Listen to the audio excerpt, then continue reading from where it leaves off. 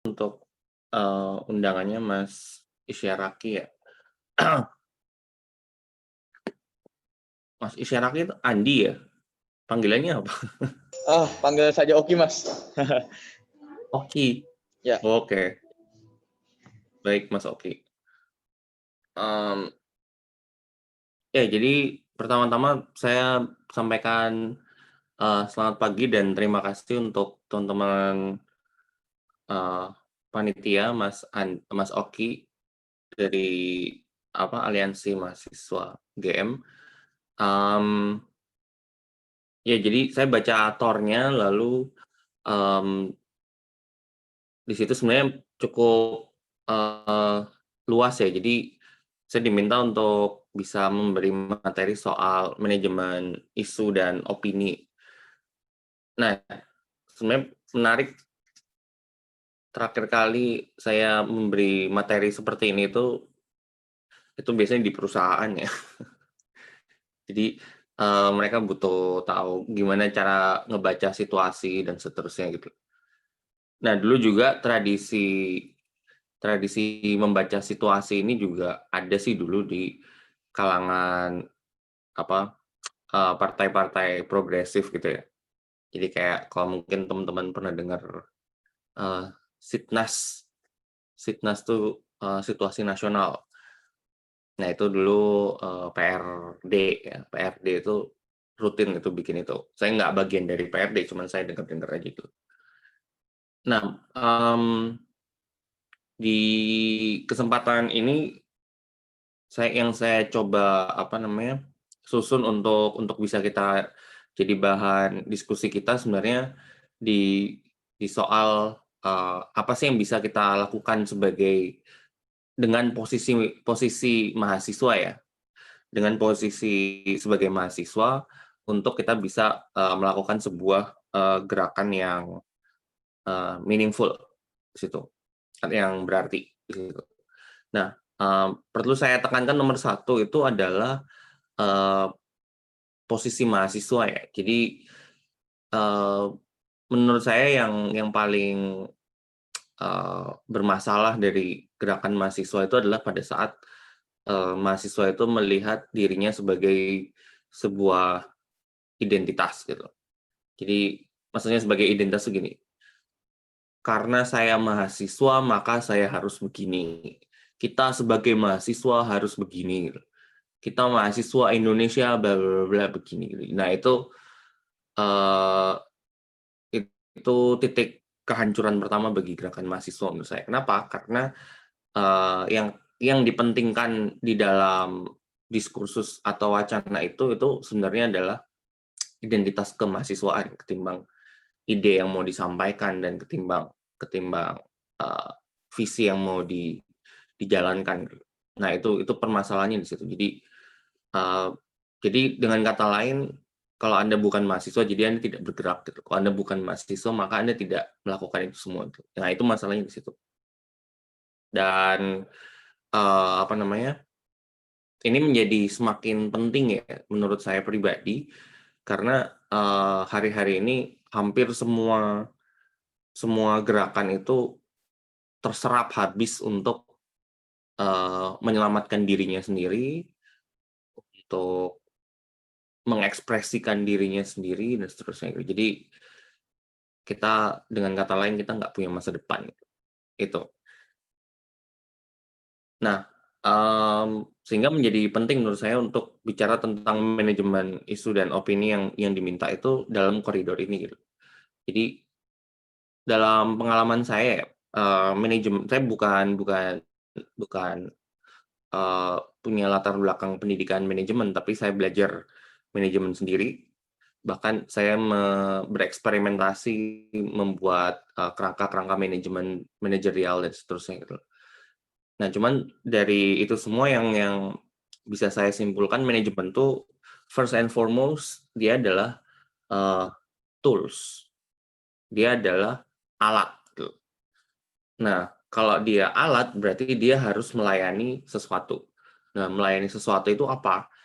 Nah, melayani sesuatu itu adalah planning-nya. Visinya apa, plan-nya apa, atau kalau bahasa organisasi itu kan visi misi tujuan gitu. Nah, pertanyaannya adalah visi misi dan tujuan ini bukan sekedar yang tertulis di ADART atau apa, tapi visi misi dan tujuan tuh lebih ke sesuatu yang kita pegang bersama, sesuatu yang kita sepakati bersama dan kita jalankan. Nah, jadi kalau kita nggak punya visi, terus Anda melakukan manajemen ini untuk kemana? Gitu. Jadi arahnya kemana? Gitu. Misalkan kalau kita lihat perusahaan itu kan inginnya apa? Profit gitu. Profit dengan cara meningkatkan penjualan atau meningkatkan ketergantungan konsumen akan produknya gitu. Nah, dalam rangka mencapai kondisi yang mana konsumennya dia itu tergantung sama produknya, dia harus melakukan sesuatu. Nah, melakukan sesuatu inilah yang dikelola dengan manajemen. Nah, pada saat yang dikelola itu adalah sesuatu tadi itu adalah aktivitas, maka dia menjadi manajemen proyek. Pada saat yang dikelola adalah orang-orangnya, maka dia menjadi manajemen sumber daya atau bahasa keren sekarang human capital management, manajemen modal manusia. Lalu yang orang-orang ini kan butuh sumber daya, butuh bahan kajian, bahan mentah dan seterusnya, raw materials lah. Nah, lalu muncullah manajemen untuk supply chain management, lalu inventory management dan seterusnya. Jadi poinnya di situ bahwa poin pertama saya adalah kita harus letakkan bahwa manajemen itu ada untuk melayani sesuatu. Nah, sehingga kalau kita nggak punya sesuatu itu, maka ketimbang kita mikirin manajemen, pikirkan dulu sesuatu ini apa. Nah, sesuatu yang saya bilang tadi, nah ini yang harus kita, menurut saya harus kita bicarakan dan bahkan perdebatkan, yaitu adalah teman-teman di sini pingin ke arah mana, visinya apa sih, visinya apa, mau melakukan apa dan seterusnya. Nah gitu. Jadi cara berpikirnya itu cara berpikir strategic planning ya. Mungkin kalau ada teman-teman yang belajar strategic planning, nah itu penting untuk berpikir strategis. Berpikir strategis itu kita mikirnya dari ujung depan dulu, bukan dari hari ini. Jadi yang kita mikir itu bukan gimana selamat hari ini atau gimana cara supaya hari ini itu terorganize dan seterusnya. Bukan. Kita berorganisasi, itu kita berorganize, kita menata diri, kita membangun kelengkapan organisasional. Tujuannya apa? Untuk sampai ke satu tujuan. Nah, tujuannya itu apa? Nah, ini yang harus kita diskusikan dulu. Jadi kita bikin tujuannya, dari tujuan ini kita turunkan. Tujuan besar turun ke apa? Ke capaian. Yang mau dicapai apa sih? Saya pingin, misalkan yang muluk-muluk ya, saya ingin mengentaskan kemiskinan gitu. Nah, itu capaiannya. Luarannya apa? Luaran itu adalah bagaimana mengukur capaian. Mengukur capaian. Jadi outcome turun ke output. Nah, outputnya apa ini? Untuk misalkan kemiskinan itu nggak ada. Oh, yang mana semua orang tidak perlu bekerja gitu. Atau semua orang tidak perlu bekerja dalam konteks kerja upahan. Misalkan seperti itu. Bisa terukur kan? Semua orang itu berapa misalkan? Indonesia 250 juta misal. Ya berarti harus 250 juta orang tidak masuk ke dalam rezim kerja upahan situ. Atau mungkin terlalu muluk, bikin bertahap. Tahap 1 itu 10%, tahap 2 30%, tahap 3 itu 70% dan seterusnya. Jadi terukur, output itu terukur. Ada titik di mana ini sebuah kondisi itu terjadi dan ada titik di mana kondisi itu tidak terjadi. Itu jadi outcome turun ke output. Nah, dari output untuk sampai ke output Anda harus ngapain? Nah, kita bicara program. Kita bicara aktivitasnya. Aktivitasnya apa? Nah, misalkan untuk mencapai ke situ kita harus membuat, nah di sini mulai lagi-lagi Anda harus berteori, Anda harus punya argumen. Misalkan argumen saya adalah nggak mungkin orang-orang Indonesia itu akan kaya atau akan bisa lepas dari kerja kalau kita tidak membuat upaya transisi.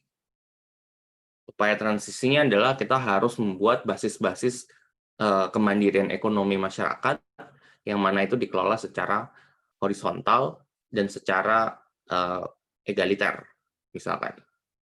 Nah, dengan cara ini, dia nanti akan menjadi besar dan dia akan men-challenge tatanan ekonomi yang pada umumnya, sehingga tatanan ekonomi itu nantinya akan kalah. Pada saat tatanan ekonomi itu kalah, maka tatanan ekonomi ini akan menjadi dominan di masyarakat dan akhirnya membuat semua orang tidak perlu lagi masuk dalam relasi kerja yang eksploitatif. Nah, itu teorinya. Kalau kalian nanti bikin proposal buat donor atau apa gitu, nanti ya, kalian pasti akan dengar namanya theory of change. Teori perubahannya apa? Nah, itu. Nah, kalau kalian udah bikin itu, nah itu tadi. Berarti saya bisa dapat ini dari program tadi yang harus saya lakukan tuh banyak. Yang nomor satu adalah membangun kemandirian ekonomi. Dua, mengkonsolidasi orang-orang untuk ikut untuk organisasi ekonomi itu sendiri dan seterusnya, sampai menantang perusahaan-perusahaan dominan di situ. Nah, itu panjang sekali. Nah, karena itu panjang sekali, saya butuh makan, butuh napas. Organisasi ini butuh makan dan butuh napas. Nah, artinya apa? Kita butuh input. Jadi, outcome turun ke output, turun ke program. Program itu butuh apa? Butuh input. Butuh input itu berupa uang atau apa namanya? Sumber daya itu bisa sumber daya manusia. Untuk melakukan ini Anda butuh orang-orang seperti apa misalkan? Oh, spesifikasinya orangnya harus begini.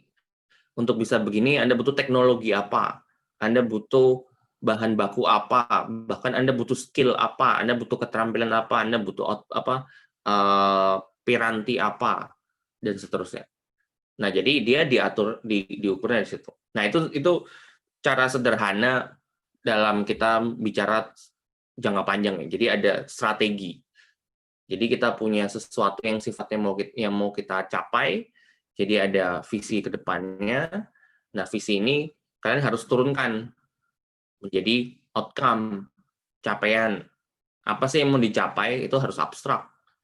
Nah, capaian ini harus diturunkan dalam output yang menjadi konkret, terukur. Nah, dan seterusnya di situ. Nah, itu teorinya ya. Kalau kita lihat realitas hari ini, hampir semua gerakan nggak punya itu. Itu kenapa saya bilang kita nggak punya masa depan. Gitu. Jadi bahkan saya nggak malu-malu untuk bilang saya tuh pesimis sebenarnya dengan gerakan mahasiswa lah, gerakan buruh lah, gerakan petani lah. Saya cukup lama di pengorganisasian dan seterusnya. Nah, saya sampai pada kesimpulan bahwa kita nggak punya masa depan. Sehingga mungkin kalau kalian tanya yang saya lakukan apa ya? Saya mencoba melakukan pengorganisasian di level lain yang sama sekali nggak bicara soal mengharapkan kesadaran orang gitu. Tapi saya tidak menutup kemungkinan bahwa misalkan kalian ingin mencoba atau teman-teman yang lain ingin mencoba, nah itu saya curious dengan hasilnya. Nah, tapi poin saya kenapa saya pesimis dan ini menurut saya penting untuk didiskusikan gitu. Kalau kita lihat gerakan belakangan inilah, semuanya yang saya sebut dengan terjebak di hari ini, presentism. Kita terjebak di hari ini itu apa?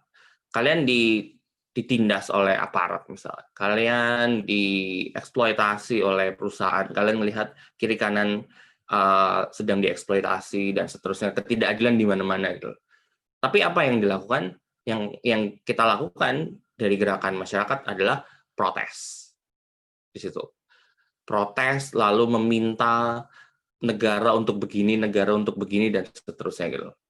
Nah, sekalipun saya mendukung ya, saya bersimpati dengan gerakan-gerakan ini, tapi kalau boleh jujur, yang saya mau tanyakan selalu adalah itu emang mau dibawa kemana? Itu gerakan reformasi di korupsi lah, apalagi itu. kemarin itu RUU Cipta Kerja dan seterusnya. Visinya apa sih? Visinya apa gitu? Visinya adalah kalian mengharapkan negara itu mau berbaik hati dan mengemban tugasnya sebagai eh, apa?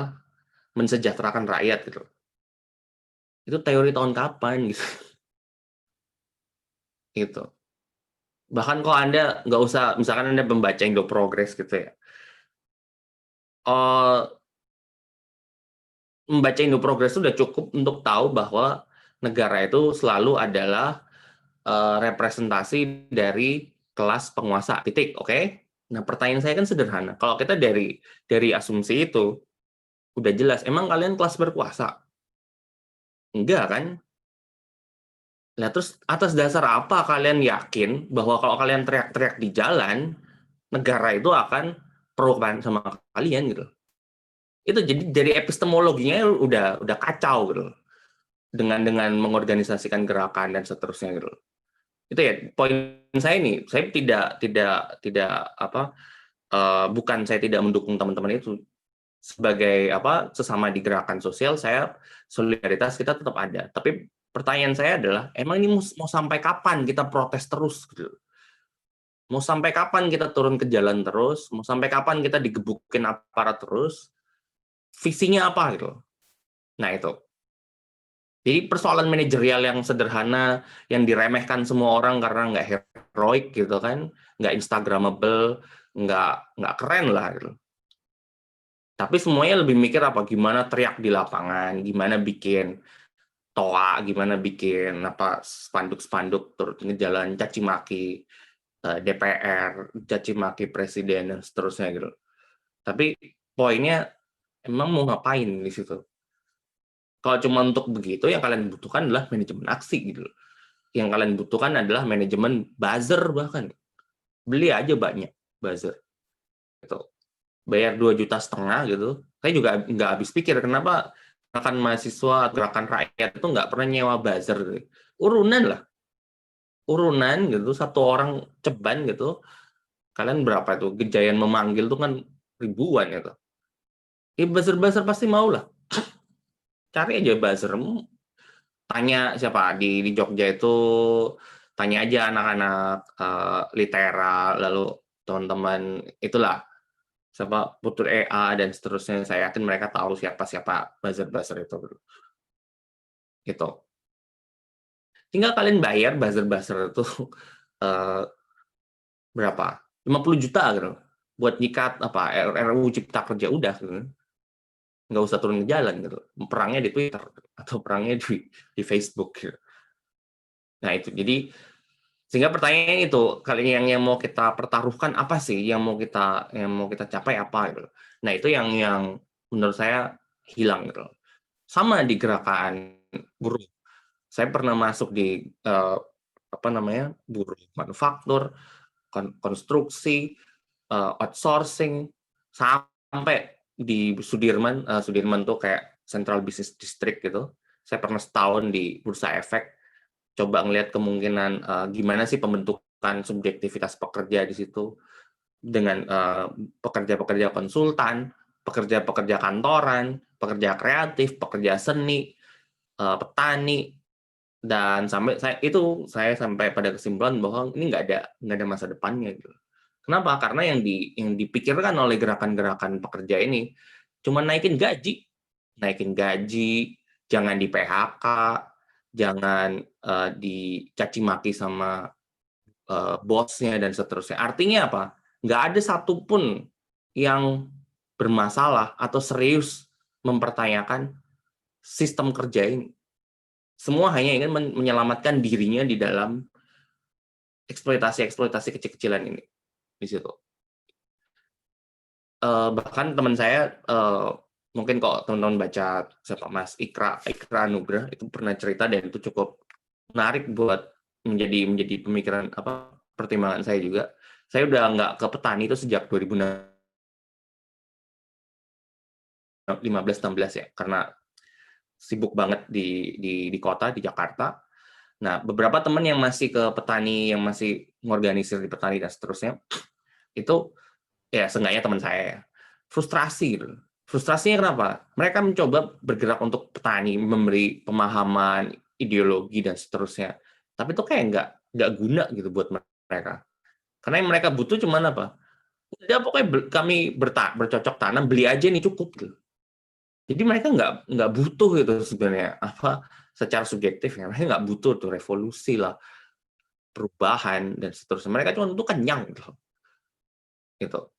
Nah, jadi di tengah kondisi pesimisme atau presentisme hari ini, di mana gerakan itu mau eh, memposisikan dirinya. Kalau kalian bicara adalah kita berjuang untuk rakyat, rakyat yang mana? Rakyat yang mencaci maki orang untuk demo gitu. Rakyat yang keberatan macet terus di jalan gitu. Rakyat yang eh, habis ditipu di pemilu satu, berikutnya masih percaya di pemilu berikutnya gitu. Rakyat yang mana gitu. Jadi akhirnya saya nggak bisa bedakan gerakan masyarakat, gerakan rakyat, gerakan mahasiswa, gerakan pekerja dengan Kadin, HIMSI, HIPMI, pemerintah. Karena apa? Kalian sama-sama membawa rakyat gitu. Siapa musuh, siapa lawan saya nggak tahu gitu. Sehingga itu ketiadaan platform jelas, masa depan jelas menjadi bermasalah di situ.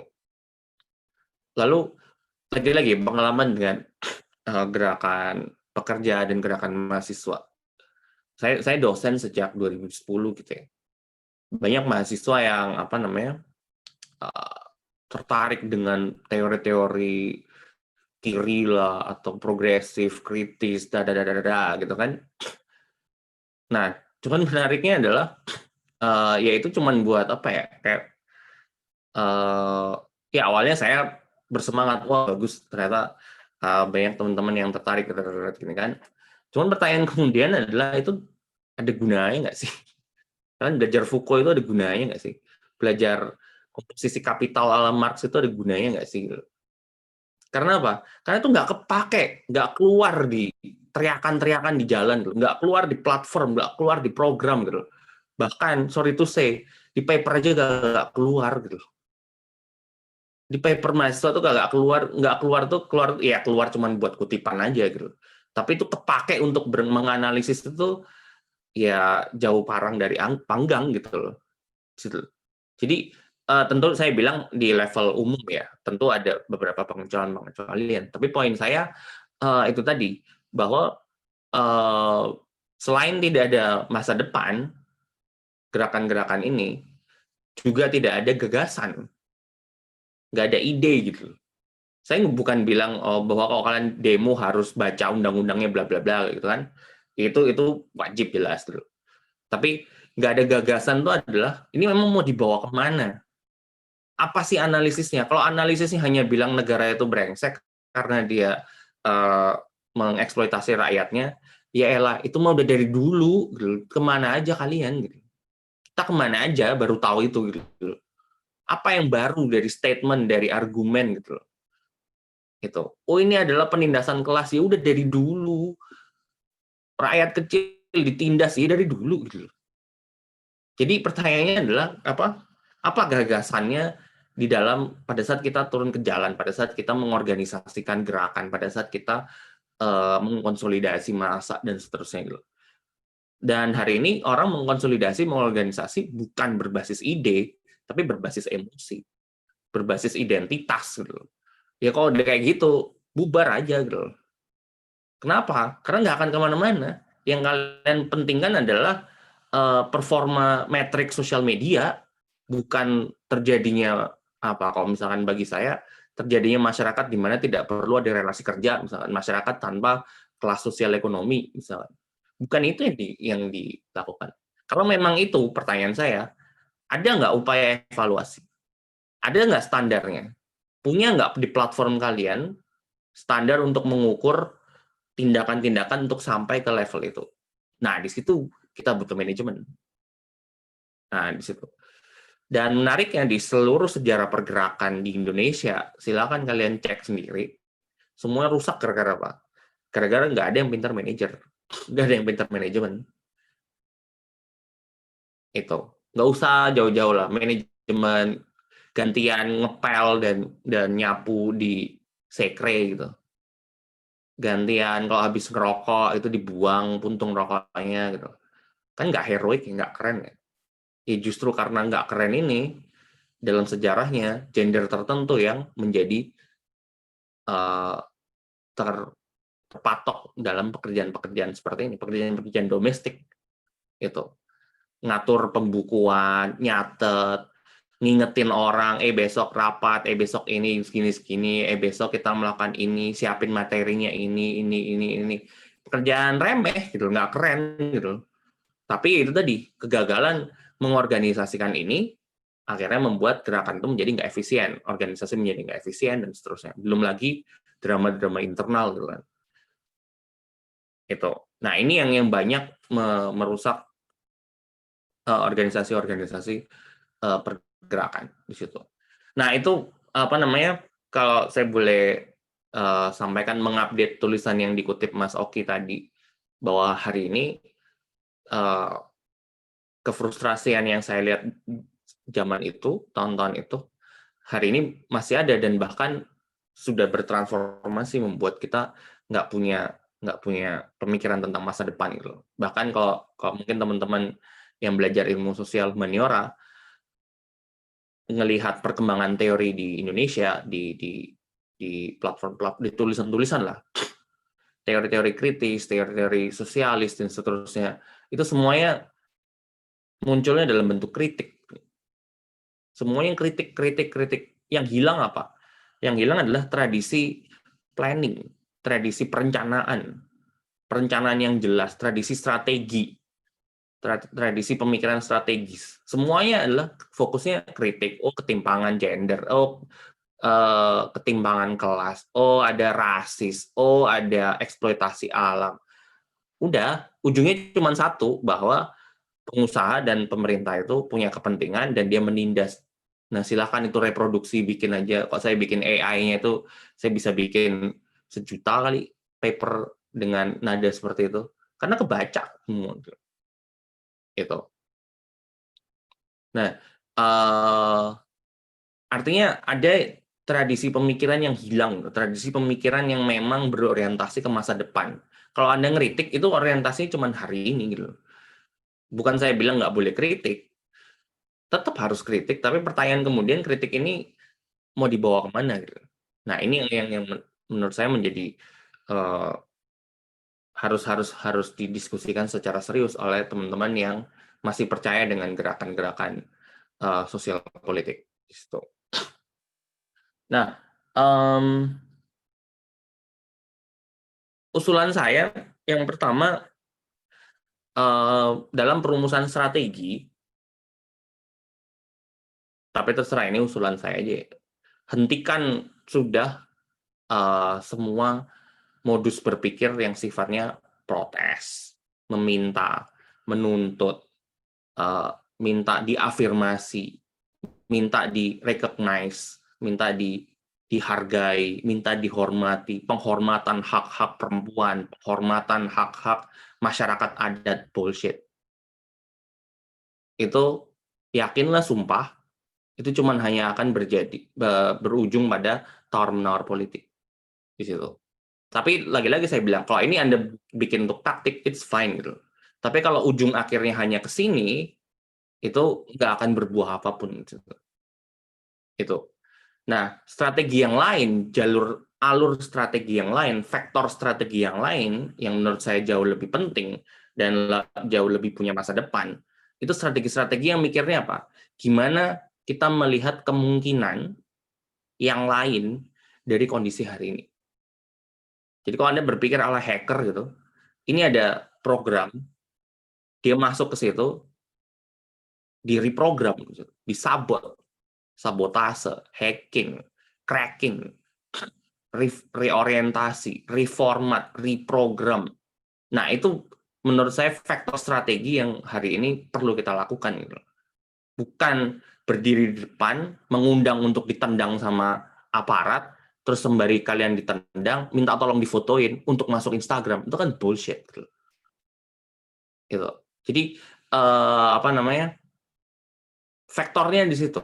Kalau faktor kita adalah faktor invitasi terhadap brutalisme aparat gitu, ya silakan. Sesekali mungkin keren gitu kan ya. Cuman kalau tiba-tiba Anda udah nggak bisa ngelihat karena kepala belakang Anda kebentur apa gitu kan nggak lucu juga gitu. Nah, jadi bukan berarti konfrontasi berdarah di lapangan itu bukan nggak penting. Menurut saya penting, tapi tidak sekarang gitu. Kalian punya ide apa? Kita punya ide apa yang mau kita pertaruhkan sampai mati? Oh, kita punya ide sesuatu, udah mau jalan dan dihalangin, baru tumpas pakai gerakan bersenjata di situ. Jadi ada saatnya gitu. Ada titik di mana kita pertarungannya di level intelektual dulu. Ada kalanya nanti kita bermain di level hukum. Ada kalanya kita bermain di level senjata. Nah, pertanyaannya adalah, emang kalian bisa karate semua nggak sih? Enggak kan? Gitu. Nah, terus mau berantem sama aparat gimana gitu? Dari perhitungan itu aja kita gagal gitu loh. Tahu nggak sih caranya matiin molotov gitu? Berani nggak sih megang molotov panas-panas? Nggak tahu kan caranya. Jadi kan turun ke lapangan tuh simply hanya unjuk diri dengan kedok massa gitu kan. Nah, jadi lagi-lagi nggak ada programnya gitu, nggak ada apa ya, strateginya gitu. Jadi yang saya ajak teman-teman berpikir, apa sih strateginya? Baru kita persiapkan tuh dengan baik gitu. Jangan lupa itu tadi, sederhana. Outcome, output, program, aktivitas, terus input. Input itu termasuk apa? Skill, termasuk keterampilan, alat, pengetahuan, dan seterusnya di situ. Nah, itu horizon atau vektor atau arah yang saya usulkan. Jadi mulai mungkin nggak sih kita hari ini berpikir itu tidak hanya sekedar ngeritik gitu. Tapi pada saat kita ngeritik itu kita sebenarnya mencari lubang gitu. Sama seperti hacker dalam mengkritik sebuah software atau sebuah firewall. Ya tentu mereka nyebutnya bukan kritik. Artinya apa? Dia men-scanning semua, dia mencari titik exploit gitu, titik kosong, titik di mana dia bisa masuk gitu. Nah, itu yang harusnya dilakukan kritik. Yang harusnya dilakukan kritik adalah dia melakukan systematic scanning atau akan apa yang mau dia kritik, tapi dia lihat di titik mana ini bisa masuk di situ. Di situ. Jadi, nah ini sensitif juga dan menurut saya perlu diluruskan. Banyak dari senior kita, bahkan senior saya juga, tuh hobi untuk bilang gini, lu nggak akan bisa melakukan apapun kalau dari luar sistem gitu kan. Harus masuk ke dalam sistem gitu. Oke, gitu. Cuman pertanyaan saya cuma satu. Di dalam sistem mau ngapain? Programmu mana? Visinya apa? Nah, umumnya orang-orang yang ngomong ini dia nggak punya itu. Dan bahkan hampir semua orang yang saya temuin senior-senior itu yang masuk ke dalam sistem dan seterusnya, ya nggak punya program gitu. Jadi artinya yang pada saat mereka masuk ke dalam sistem, itu cuma mau menyelamatkan diri, logikanya neoliberal ya. Neoliberal itu pokoknya semuanya untuk saya. Jadi dia mau dapat citra tetap pergerakan, di Twitternya ngutip Marx, Gramsci lah, Lenin lah, bla bla bla, biar tetap keren gitu. Tapi masuk ke sistem, dapat honor payroll-nya, gajinya eselon sekian gitu. Nah, dia dapat dua-duanya kan. Apa digerakkan dapat, karena itu basisnya dari mana dia berasal, di tempat barunya dia juga dapat gitu. Tapi pertanyaannya apa? Mau ngapain di sana gitu? Ya nanti kita masuk dulu di dalam, nanti kita ngelihat situasi bla bla bla, itu bullshit. Gitu.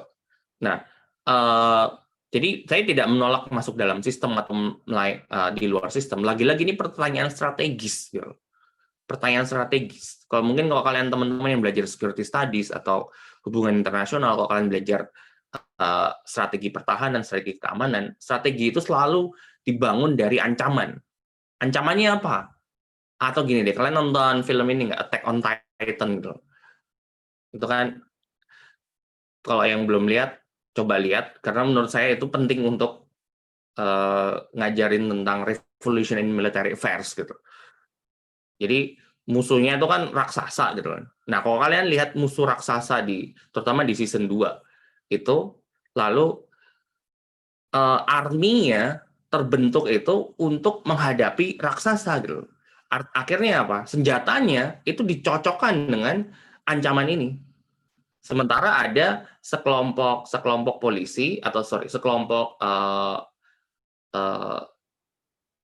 pasukan yang dia tidak melawan raksasa, dia ada di dalam menjadi polisi, military police misalkan, dia membentuk senjatanya itu bukan untuk melawan si raksasa, tapi untuk apa? Untuk mengoperasi rakyatnya gitu. Jadi kita bisa melihat ancaman ini terlepas dari apa baik buruk dari film itu atau apanya. Yang penting untuk kita lihat adalah ada ancaman, Anda tentukan strategi. Itu. Sehingga pertanyaannya ancamannya apa? Lah kalau Anda bilang ancaman hari ini adalah krisis moral, ya mohon maaf, nggak akan kemana-mana gitu. Kalau kita ngelihat dari kita mendefinisikan ancaman udah bermasalah, udah salah, ya strateginya udah pasti salah. Gitu. Kalau krisis moral, ya gampang, suruh aja orang zikir selesai gitu. Kalau Anda lihat ini ketimpangan sosial itu karena apa? Karena kerakusan orang, ya nggak akan kemana-mana gitu. Ya orang rakus, ya harus Anda bikin dia bertobat supaya nggak rakus gitu kan. Jadi masalahnya menjadi masalah personal, masalah psikologis, masalah etis, masalah-masalah yang sifatnya pribadi situ.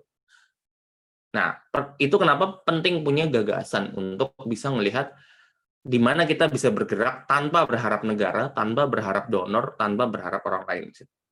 Nah, itu. Nah, untuk bisa ke situ, maka usulan saya yang berikutnya adalah kalian punya resource sebanyak apa. Nah, resource banyak itu belum tentu berguna. Jadi mending sedikit tapi berguna semua daripada banyak itu cuman menu-menuin, nyesek-nyesekin grup WhatsApp. Gitu. Artinya apa? Semua harus punya role, semua harus punya peranan. Nah, di sini pentingnya menurut saya melakukan konsolidasi dan pengorganisasian yang lintas disiplin keilmuan. Gitu. Saya nggak tahu di kalian di sini latar belakangnya apa, tapi kalau waktu saya masih kuliah dulu, ya kalau ngomong gerakan itu udah pasti, kalau nggak FISIP, hukum di situ. Apa di UGM FISIPOL, kalau nggak FISIPOL pasti hukum di situ. Jadi nyari orang semuanya itu organisasi 80-an 90% yang berantem anak FISIPOL sama anak hukum di situ. Mau kemana? Nggak akan kemana-mana lah di situ. Kenapa?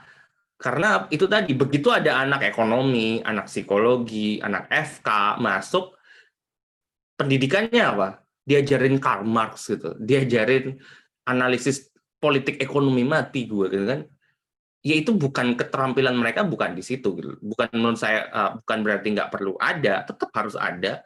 Tapi pertanyaannya adalah kalian punya nggak strategi yang juga memanfaatkan expertise dari anak-anak lintas disiplin ini di situ. Ada nggak tempat untuk teman-teman yang accounting gitu? Dan bukan, oh lu kan akuntan, udah lu yang megang buku kas gitu. Itu kan kurang ajar gitu. Jadi apa namanya? Jadi seolah-olah kalian yang tahu filsafat, tahu teori bla bla bla itu di depan, sementara orang yang pembukuan tuh di belakang gitu kan. Itu kan udah menindas dari awal gitu loh. Udah timpang dari cara kita berpikir di situ. Lu anak ilmu komunikasi, ya udah kamu pegang medsos aja gitu kan. Bikin copywriting dan seterusnya gitu loh. Nah, itu gimana apa namanya gerakan hari ini tuh nggak ubahnya perusahaan-perusahaan di luar sana yang melihat apa namanya sumber daya itu hanya dari ekspertisnya belaka gitu. Nah, jadi poin yang perlu dilakukan itu tadi nomor satu adalah punya nggak strategi yang memang melibatkan orang-orang ini dan mereka tidak hanya disuruh ngerjain pekerjaan sepele, tapi mereka juga disuruh mikir dengan tindakannya masing-masing di situ. Nah, itu eh, yang menurut saya penting gitu. Ada nggak sih teman-teman kalian punya dari kedokteran, dari MIPA, dari kesehatan masyarakat? Kita penting untuk apa misalkan? Untuk teman-teman ini mesti mikir gimana caranya memutuskan ketergantungan kita dari satu, obat. Dua, dari broadcast jahanam di WhatsApp kalian itu yang bilang hari ini nggak boleh makan sayap ayam, besok nggak boleh makan paha ayam, besok nggak boleh makan dada ayam gitu kan. Dan kalian tidak berdaya gitu kan di hadapan informasi-informasi yang semuanya bilang menurut penelitian kalau makan ini begini, kalau makan ini begini, kalau COVID itu harus minum obat pel gitu, supaya sembuh dan seterusnya. Gitu kan. Jadi kita nggak punya kompas gitu loh. Kita nggak punya penunjuk jalan untuk nutrisi gitu loh. Kita nggak punya penunjuk jalan untuk gimana menjaga kesehatan secara DIY gitu loh. Do it yourself, secara mandiri gitu. Akhirnya apa? Kita selalu bergantung ke Halodoc, kita bergantung ke dokter-dokter dan seterusnya gitu. Nah, itu strategi mengamankan di situ. Itu. Lalu misalkan kalian mau bikin kemandirian ekonomi, terus apa? Hanya berbekal semangat belaka terus mau bikin koperasi. Wow, keren koperasi itu, kerakyatan dan seterusnya. Oh, kita bikin koperasi yuk. 2 bulan gulung tikar gitu kan. Nggak hanya gulung tikar, biasanya akan ada berantem di kalangan panitia pengurusnya pasti. Nah, itu karena apa? Kagak becus bikin manajemen, nggak becus bikin strategi bisnis di situ. Nah, ada nggak orang yang secara khusus mikirin ini? Nah, kalau kalian punya teman-teman dari business school, punya dari sekolah manajemen, ekonomi, dan seterusnya, suruh mereka mikir untuk ini. Gimana strategi kemandirian gerakan.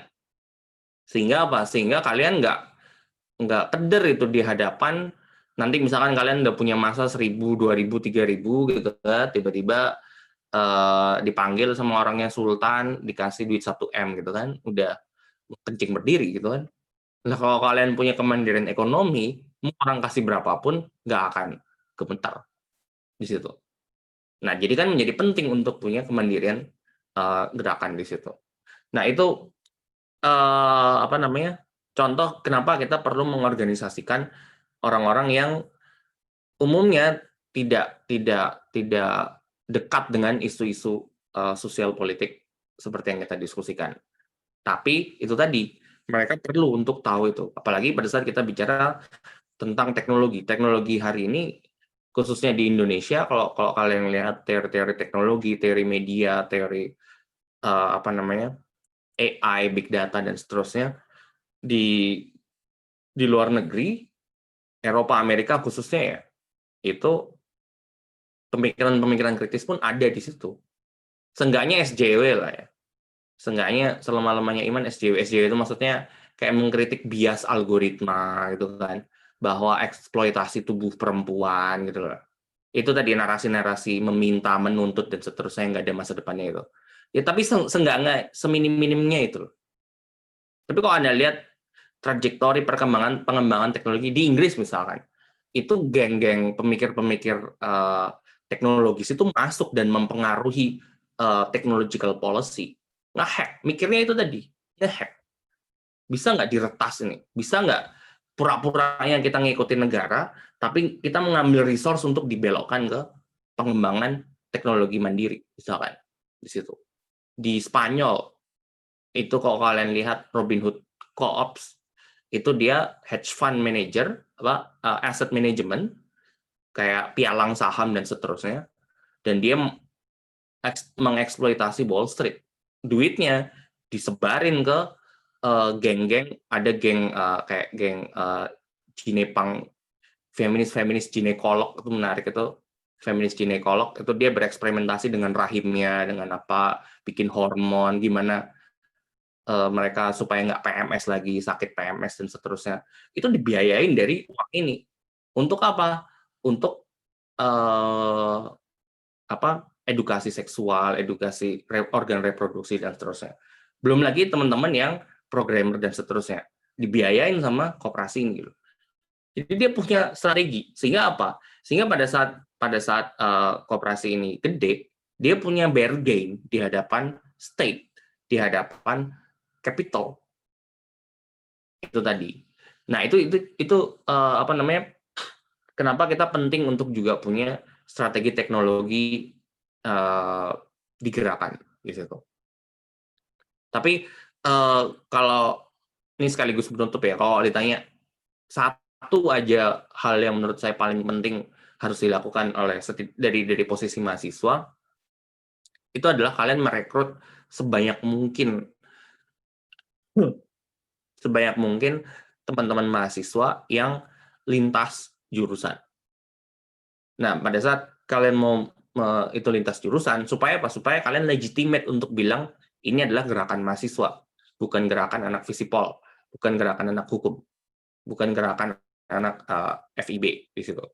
Jadi dia gerakan mahasiswa in general. Nah, pada saat kalian udah punya itu teman-teman yang luas, nah kalian mesti punya strategi apa? Nah, di sini menurut saya posisi strategis dari mahasiswa adalah kalian punya posisi historis yang sebenarnya baik gitu. Sebenarnya baik, tapi akhirnya belakangan tercederai dengan imaji-imaji dengan sekedar ditanya, lo mau demo karena apa? Nggak bisa jawab gitu kan, memalukan. Gitu. Nah, artinya kalian mesti punya strategi yang sifatnya mahasiswa banget gitu. Strategi yang sifatnya mahasiswa banget itu menurut saya cuma dua. Kalian mikir, riset, dan kalian bawa riset itu ke jalan. Itu bedanya kalau saya yang udah dosen atau akademisi, front pertempuran saya bukan di jalan, ya di jalan saya lebih ikut ke teman-teman. Front pertempuran saya adalah pada saat saya bikin presentasi di hadapan pemerintah, presentasi di depan perusahaan. Itu front-front pertempuran saya. Di jurnal, di konferensi, ada dosen-dosen brengsek misalkan saya hajar di konferensi, di tulisan, di situ. Nah, itu kalau Anda udah di dunia akademik. Tapi kalau bagi saya di mahasiswa, frontnya itu di situ tadi. Anda melakukan kajian-kajian yang serius, dan Anda bawa itu ke jalan. Ke jalan untuk apa? Untuk ngepres, untuk mendorong pemerintah atau mendorong siapapun itu untuk ke situ. Nah, sehingga pertanyaannya kalau pada saat Anda turun ke jalan nggak punya kajian, nah itu yang bermasalah di situ. Nah, gimana caranya untuk sampai ke sana? Nah, itu tadi yang menurut saya penting adalah ini merangkum semuanya. Anda harus punya orientasi berpikir yang sifatnya masa depan. Kalau Anda nggak punya orientasi berpikir masa depan, ya maka gerakan Anda hanya akan terjebak di hari ini, gitu. Dan bahkan menurut saya itu counterproductive kalau bukan counter revolusioner bagi gerakan itu sendiri.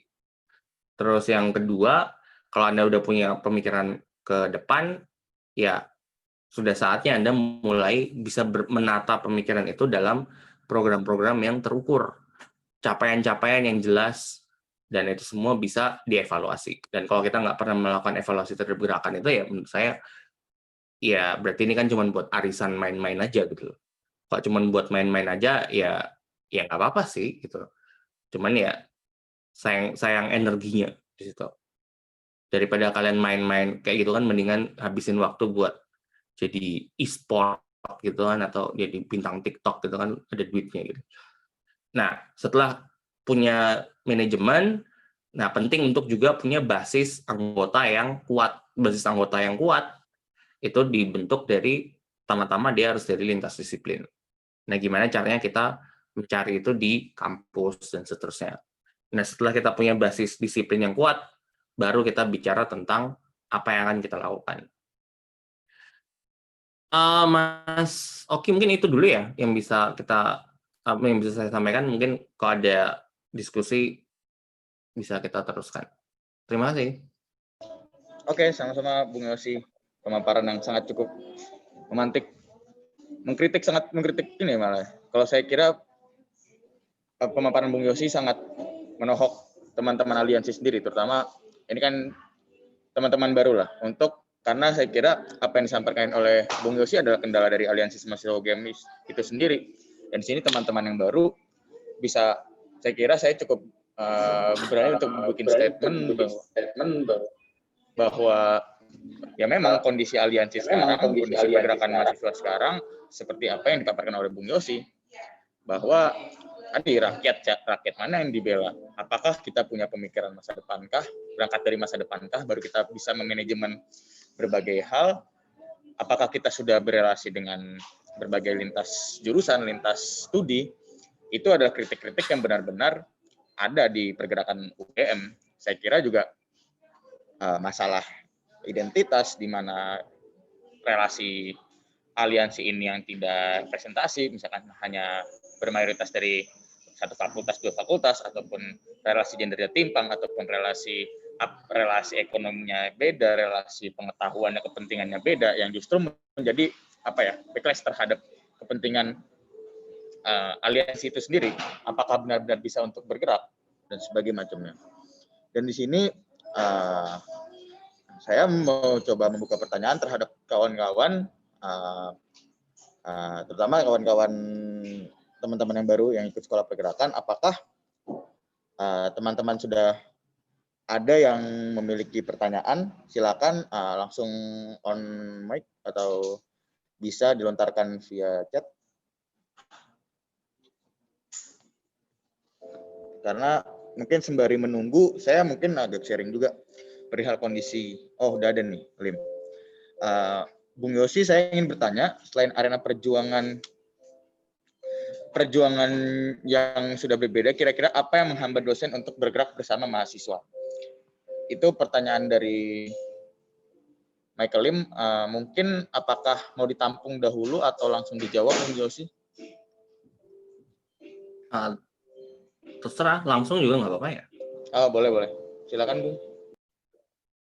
Oke, saya coba jawab ya. Jadi dari dulu sampai sekarang dosen itu ya itu tadi, kita mesti ngelihat tindakan dosen itu selalu dalam kerangka sistem industri pendidikan gitu. Karena apa? Dosen juga buruh. Gitu. Dosen itu buruh, artinya apa? Buruh hari ini dosen sebagai buruh nggak beda dengan buruh-buruh lainnya. Pengen selamat gitu. Nah, jadi pada saat dia turun ke jalan dan seterusnya, sebenarnya dia mempertaruhkan hal yang menurut saya jauh lebih banyak daripada mahasiswanya. Itu. Mahasiswa ada 1000 turun ke jalan, dosen 1 turun ke jalan, lebih gampang dinotis yang mana? Itu satu. Kalau si dosen kena, dia akan bisa dipecat dan seterusnya. Pertanyaannya, mahasiswanya mau ngasih dia makan nggak? Mau ngasih dia makan untuk anak istrinya nggak? Di situ.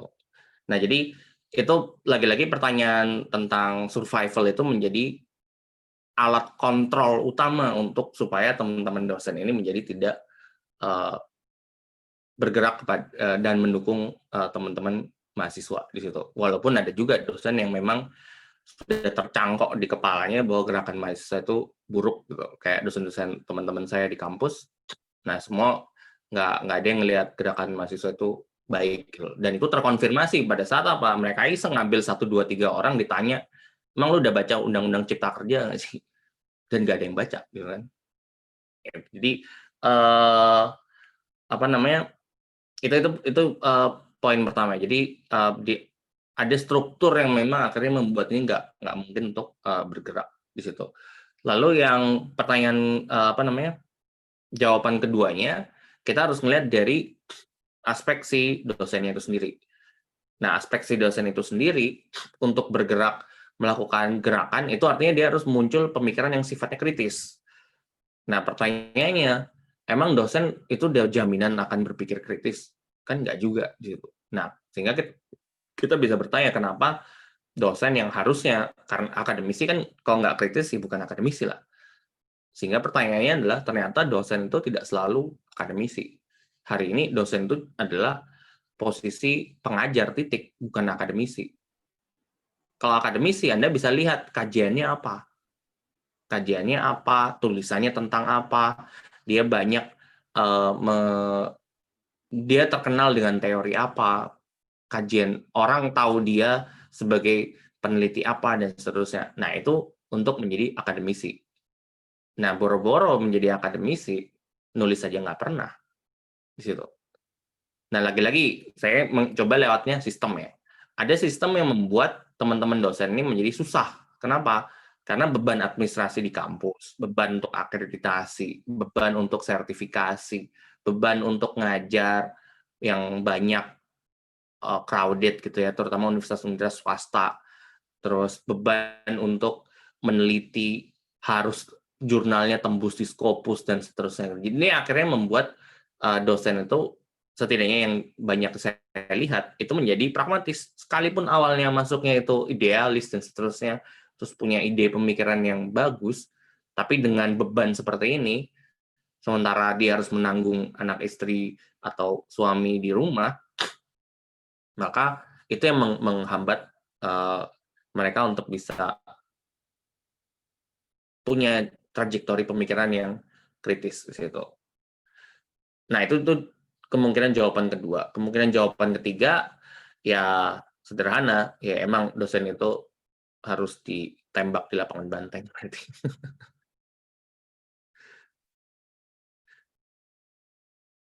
Itu Mas Oki. Oke, Bung Yosi, terima kasih atas jawabannya.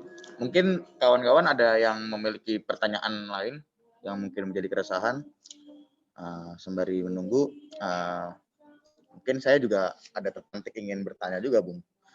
Sekedar sharing juga sih dengan observasi saya di aliansi ini, melihat bahwa memang frustasi, nggak ada masa depannya. Saya kira saya berani mengatakan itu juga. Dikarenakan pertama ya tadi, apa yang disampaikan Bung Yosi, saya kira benar bahwa saya melihat bahwa ada sebelum untuk mencapai strategi ke depan perihal bagaimana apa goals dari aliansi ini, kendalanya adalah tidak Pak anak-anak aliansi ini saat meremehkan manajemen perihal waktu, manajemen perihal identitas, bagaimana cara memanfaatkan pengetahuan, lintas identitas yang tadi Bung Yosi bilang biasa anak gerakan tuh anak FISIP, anak hukum, ya benar. Bisa dibilang dari contoh sekolah pergerakan inilah yang kita saring, yang kita kumpulkan, walaupun sudah berusaha agar egaliter, agar setara, tetap pada akhirnya banyak kan anak sosum yang daftar, mayoritas anak visipol yang daftar, bisa dikatakan seperti itu. Ini menjadi PR buat teman-teman juga untuk bisa bagaimana caranya melibatkan tadi, jika kita perlu untuk taktik riset perihal permasalahan yang berkaitan dengan identitas lain yang mungkin tidak kesampingan lah, katakan pemikiran-pemikiran kiri misalkan, itu bagaimana cara pelibatannya. Itu strategi mahasiswa sekarang saya kira perlu untuk bagaimana menemukan agar seluruh mahasiswa ini egaliter, benar-benar egaliter, bukan hanya sekedar membuka ruang demokrasi agar semuanya bisa menghimpun ataupun berkumpul, tapi melainkan juga bisa untuk memang ada timbul keinginan dari diri sendiri masing-masing fakultas atau masing-masing jurusan lah, untuk bisa ada keresahan yang dituangkan di aliansi. Dan itu saya kira memang menjadi PR dari saya ataupun teman-teman mahasiswa lain, bagaimana caranya agar kita melibatkan contoh anak biologi ataupun anak fakultas lain, anak kimia, anak kedokteran, itu bagaimana caranya biar mereka ada intensi lebih di aliansi ini. Mungkin pertanyaan saya adalah, sebelum bagaimana caranya dengan ini, mungkin bukan pertanyaan, refleksi terhadap teman-teman juga, bagaimana melibatkan dengan jangka waktu mahasiswa dengan berbagai masalah represi dari berbagai istilahnya, mungkin kalau tulisannya Bung Yosi kan orgi pengetahuan lah, itu bagaimana cara manajemennya pula dengan bagaimana dengan pelibatan berbagai unsur fakultas ini untuk sampai tahap strategi bisa melakukan transformasi sosial. Ya tadi ini sebuah pergerakan yang istilahnya melibatkan berbagai unsur mahasiswa ini, saya kira adalah tembok tonggak utama untuk bisa melibatkan lebih jauh teman-teman UGM agar bisa bergabung dengan aliansi. Tapi habis ini apa? Manajemen apa yang bisa dilakukan oleh mahasiswa? Nah itu mungkin bukan pertanyaan sih, refleksi aja untuk kita teman-teman, terutama kan teman-teman 2020 nih yang baru masuk, itu seperti apa? Atau ada pertanyaan lain mungkin kawan-kawan?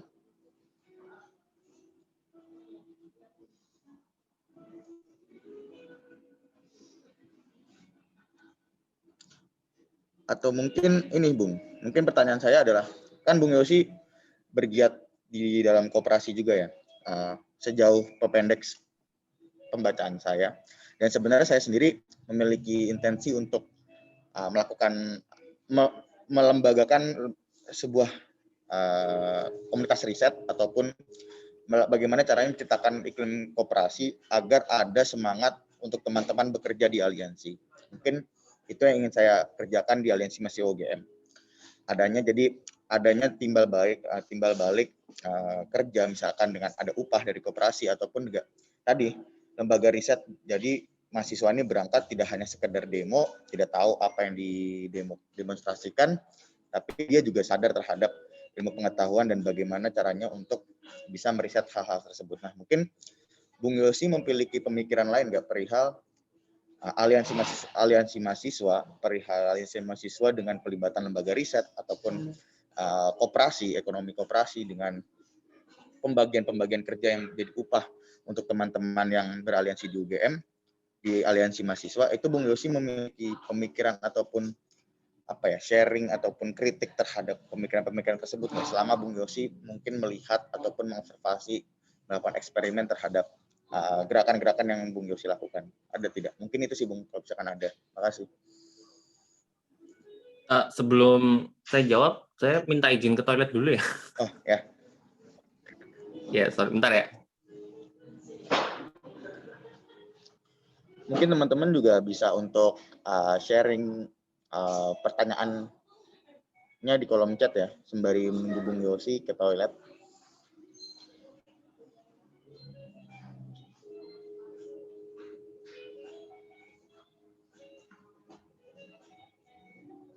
Karena mungkin untuk meng-wrap up kembali dengan statement Bung Yosi tadi, bahwa mungkin pelibatan sekolah pergerakan untuk lebih jauh melibatkan secara identitas, secara gender, secara kelas misalkan, secara ekonomi, secara faktor produksi, itu menjadi PR teman-teman juga bagaimana strategi agar gerakan ini bisa untuk lebih sustain dan lebih advance lah. Tidak hanya sekedar sebagai ajang protes saja, tapi memang benar-benar ada strategi dan taktik untuk menciptakan untuk berangkat dari suatu goal yang memang dituju. Jadi bukan masalah demokrasi plural ataupun ramah gender ataupun ramah kelas ini bukan sebagai goal, tapi sebagai taktik kita lah, saya kira. Strategi dan taktik kita di pergerakan UGM terutama. Silakan yang bertanya.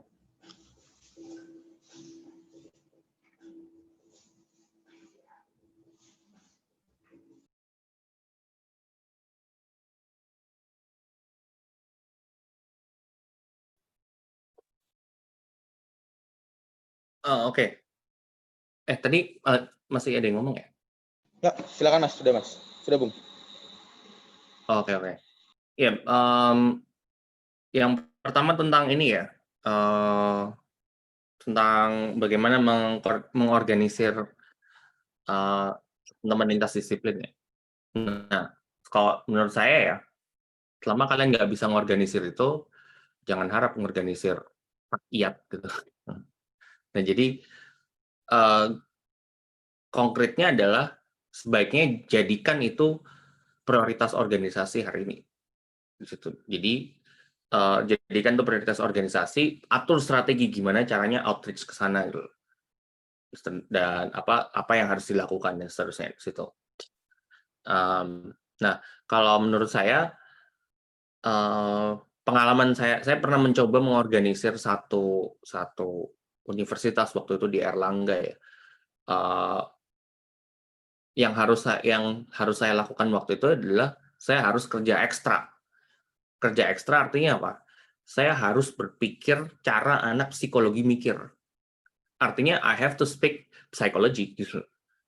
Jadi saya ngerti cara mereka berpikir dengan baca buku yang mereka dan seterusnya. cara anak MIPA mikir, dan seterusnya gitu. Jadi nggak hanya sekedar nongkrong, which is nongkrong wajib di situ, tapi ngerti cara mereka mikir. Karena yang mau saya cari itu bukan sekedar anak tongkrongan, tapi anak-anak yang mikir gitu. Nah, kalau anak-anak yang mikir, terus kita deketinnya hanya lewat tongkrongan, agak susah gitu. Jadi kita harus masuk ke pemikirannya mereka sehingga kita bisa nyambung di situ. Kayak belakangan pada saat saya banyak nulis tentang ekonomi digital, artificial intelligence, dan seterusnya. Nah, banyak teman-teman dari teknik, ilmu komputer itu yang ngajak ngobrol. Karena apa? Karena mereka melihat bahwa saya nyambung. Jadi, pada saat orang bilang eksploitasi digital, stop kan? Kayak eksploitasi algoritma gitu. Pertanyaan saya sederhana. Pada saat kalian bilang, orang banyak bilang algoritma itu mengeksploitasi, pertanyaan saya sih sederhana ya, algoritma yang mana? Sorting bubble, PageRank, random forest, atau yang mana? Nah itu kan, artinya apa?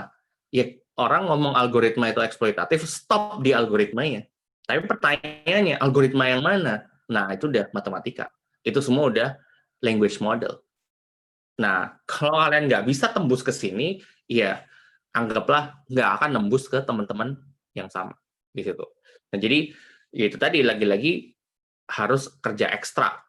Kerja ekstra artinya apa? Belajar. Lagi pula menurut saya penting juga belajar hal-hal itu. Nah, jadi organisasi kan belajar bersama.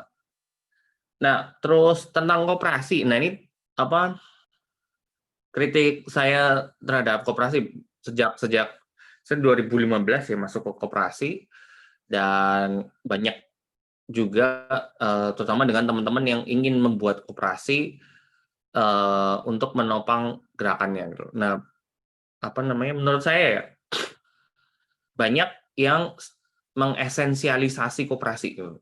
Jadi seolah-olah koperasi itu esensialis. Seolah-olah dengan Anda berkoperasi itu adalah satu-satunya jalan menuju ekonomi yang mandiri dan egaliter gitu. Nah, itu menurut saya yang salah gitu. Karena apa? Karena koperasi juga bisa eksploitatif gitu. Koperasi juga bisa menjadi kapitalistik di situ.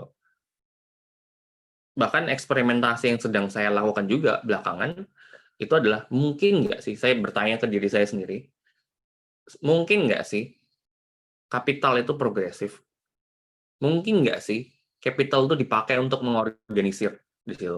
Tentu ini jawaban yang politically incorrect ya.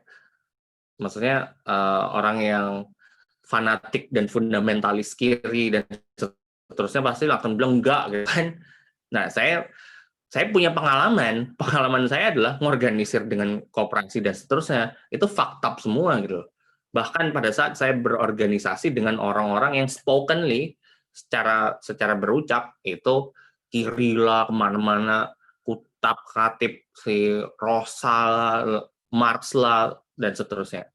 Saya udah enak dengan jargonisme seperti ini, gitu. Sehingga akhirnya saya coba mikir gitu, apa sih yang bermasalah dari kapitalisme? Apa sih yang bermasalah dari capital? Nah, belakangan akhirnya saya coba. Ternyata kapital juga bisa dipakai untuk mengorganisir untuk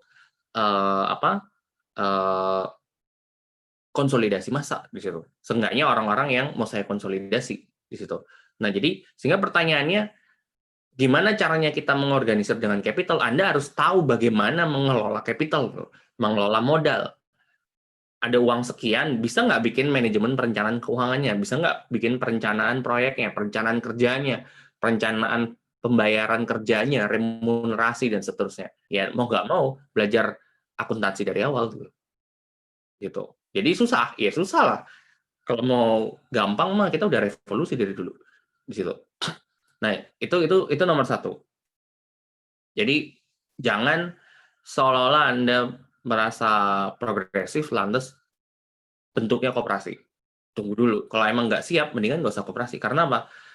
Pengalaman teman-teman di UI, Semar, kalau kalian tahu, waktu itu saya juga banyak ngobrol sama mereka, mereka bikin koperasi, simpan pinjam. Dari awal saya bilang, jangan.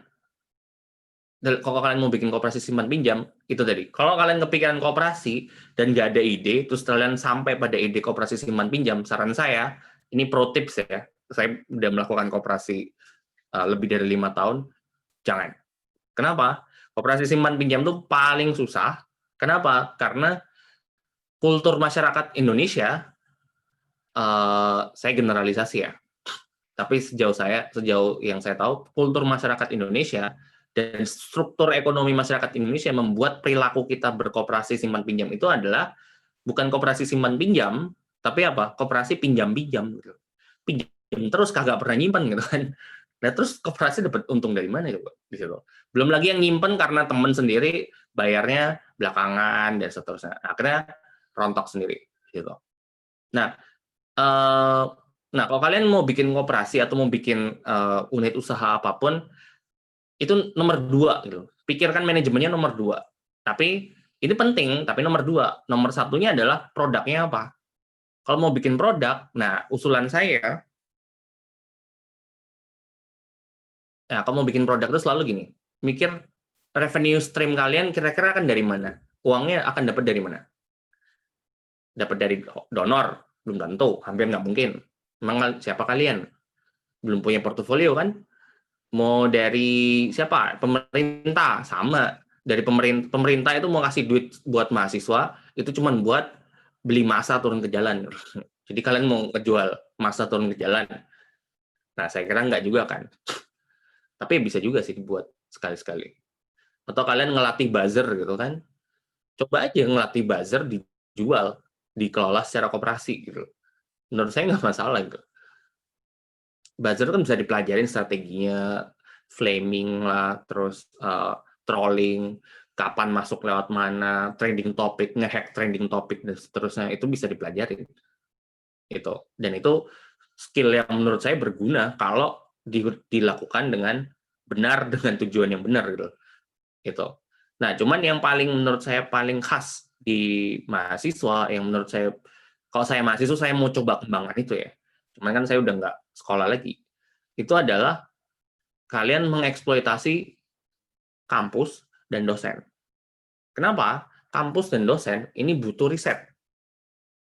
Kampus dan dosen ini butuh riset. Nah, dosen-dosen kalian itu cuma belaga aja di depan kepala, di depan muka kalian, mereka jago meneliti. Aslinya nol. Itu. Saya bikin pelatihan banyak tentang penulisan jurnal, penulisan apa, Masya Allah, lebih parah dari mahasiswa S1 gitu. Jadi nggak negeri, nggak swasta gitu. Bikin pelatihan jurnal, pelatihan mereview literatur, pelatihan menulis akademik gitu kan. SPOK aja kagak jelas, udah dapet doktor gitu kan. Lu dapet doktor, nulis SPOK nggak jelas tuh gimana ceritanya gitu kan. Terus masih ada dokter nanya, Mas, ada nggak sih buku yang bahasa Inggris? Ya Allah Akbar gitu kan. Jadi bahkan itu tadi. Jadi poin saya di situ. Sementara struktur menekan mereka untuk produktif. Nah, yang bisa kalian manfaatkan di situ adalah mereka akan butuh 1 asisten. Nah, untuk menjadi asisten, jangan karena kalian cantik, dosennya ganjen, lu jadi asisten gitu kan, atau sebaliknya. Jangan ngarep di situ. Jangan juga jadi asisten tuh hanya untuk fotokopi, hanya untuk remeh-remeh seperti itu. Jadi asisten karena kalian punya skill.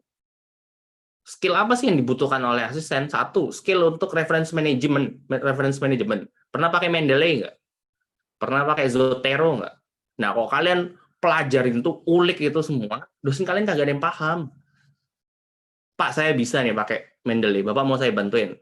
Wanipiro gitu. Itu 1. Reference management. Kedua, mencari sumber, memainkan data, melakukan visualisasi data. Bisa nggak kalian cari sumber? Misalkan kalau sosial politik, Freedom House, itu semua, World Bank itu punya ratusan ribu indikator dan seterusnya. Bisa nggak kalian memainkan ini, keluar visualnya, line chart, pie chart, atau chart-chart yang keren-keren yang baru-baru itu. Sankey, Sunburst, dan seterusnya di data science itu.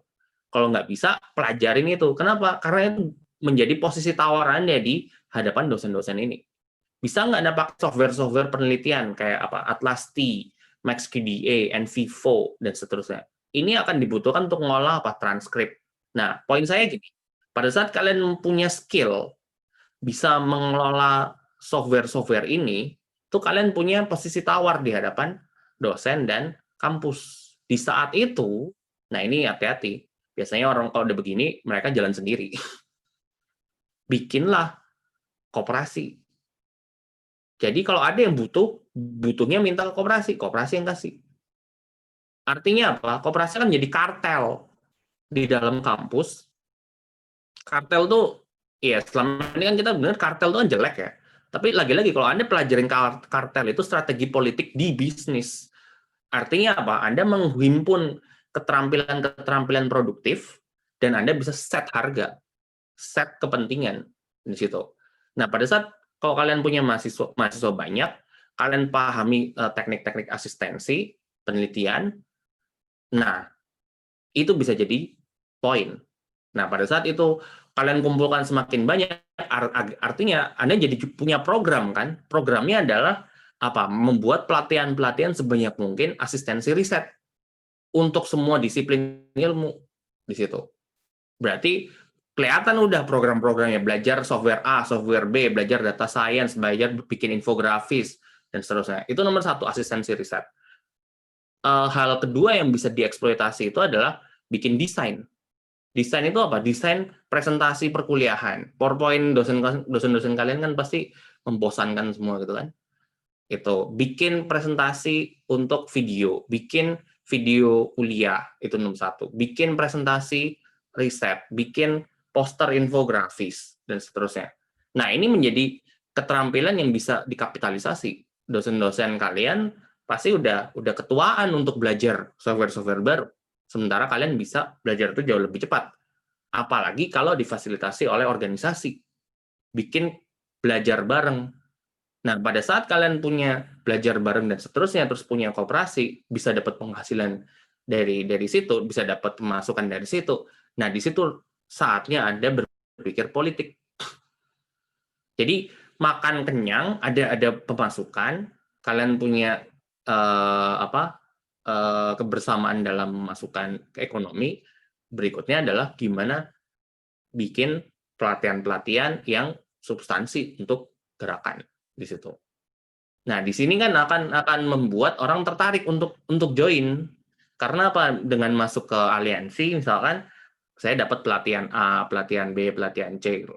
Tapi kalau saran saya diikat gitu. Kalau lo ikut pelatihan ini, itu harus ikut kooperasinya selama ini. Jadi jangan dipaksa ya untuk ikut gerakan politiknya. Ikut bisnisnya dulu aja.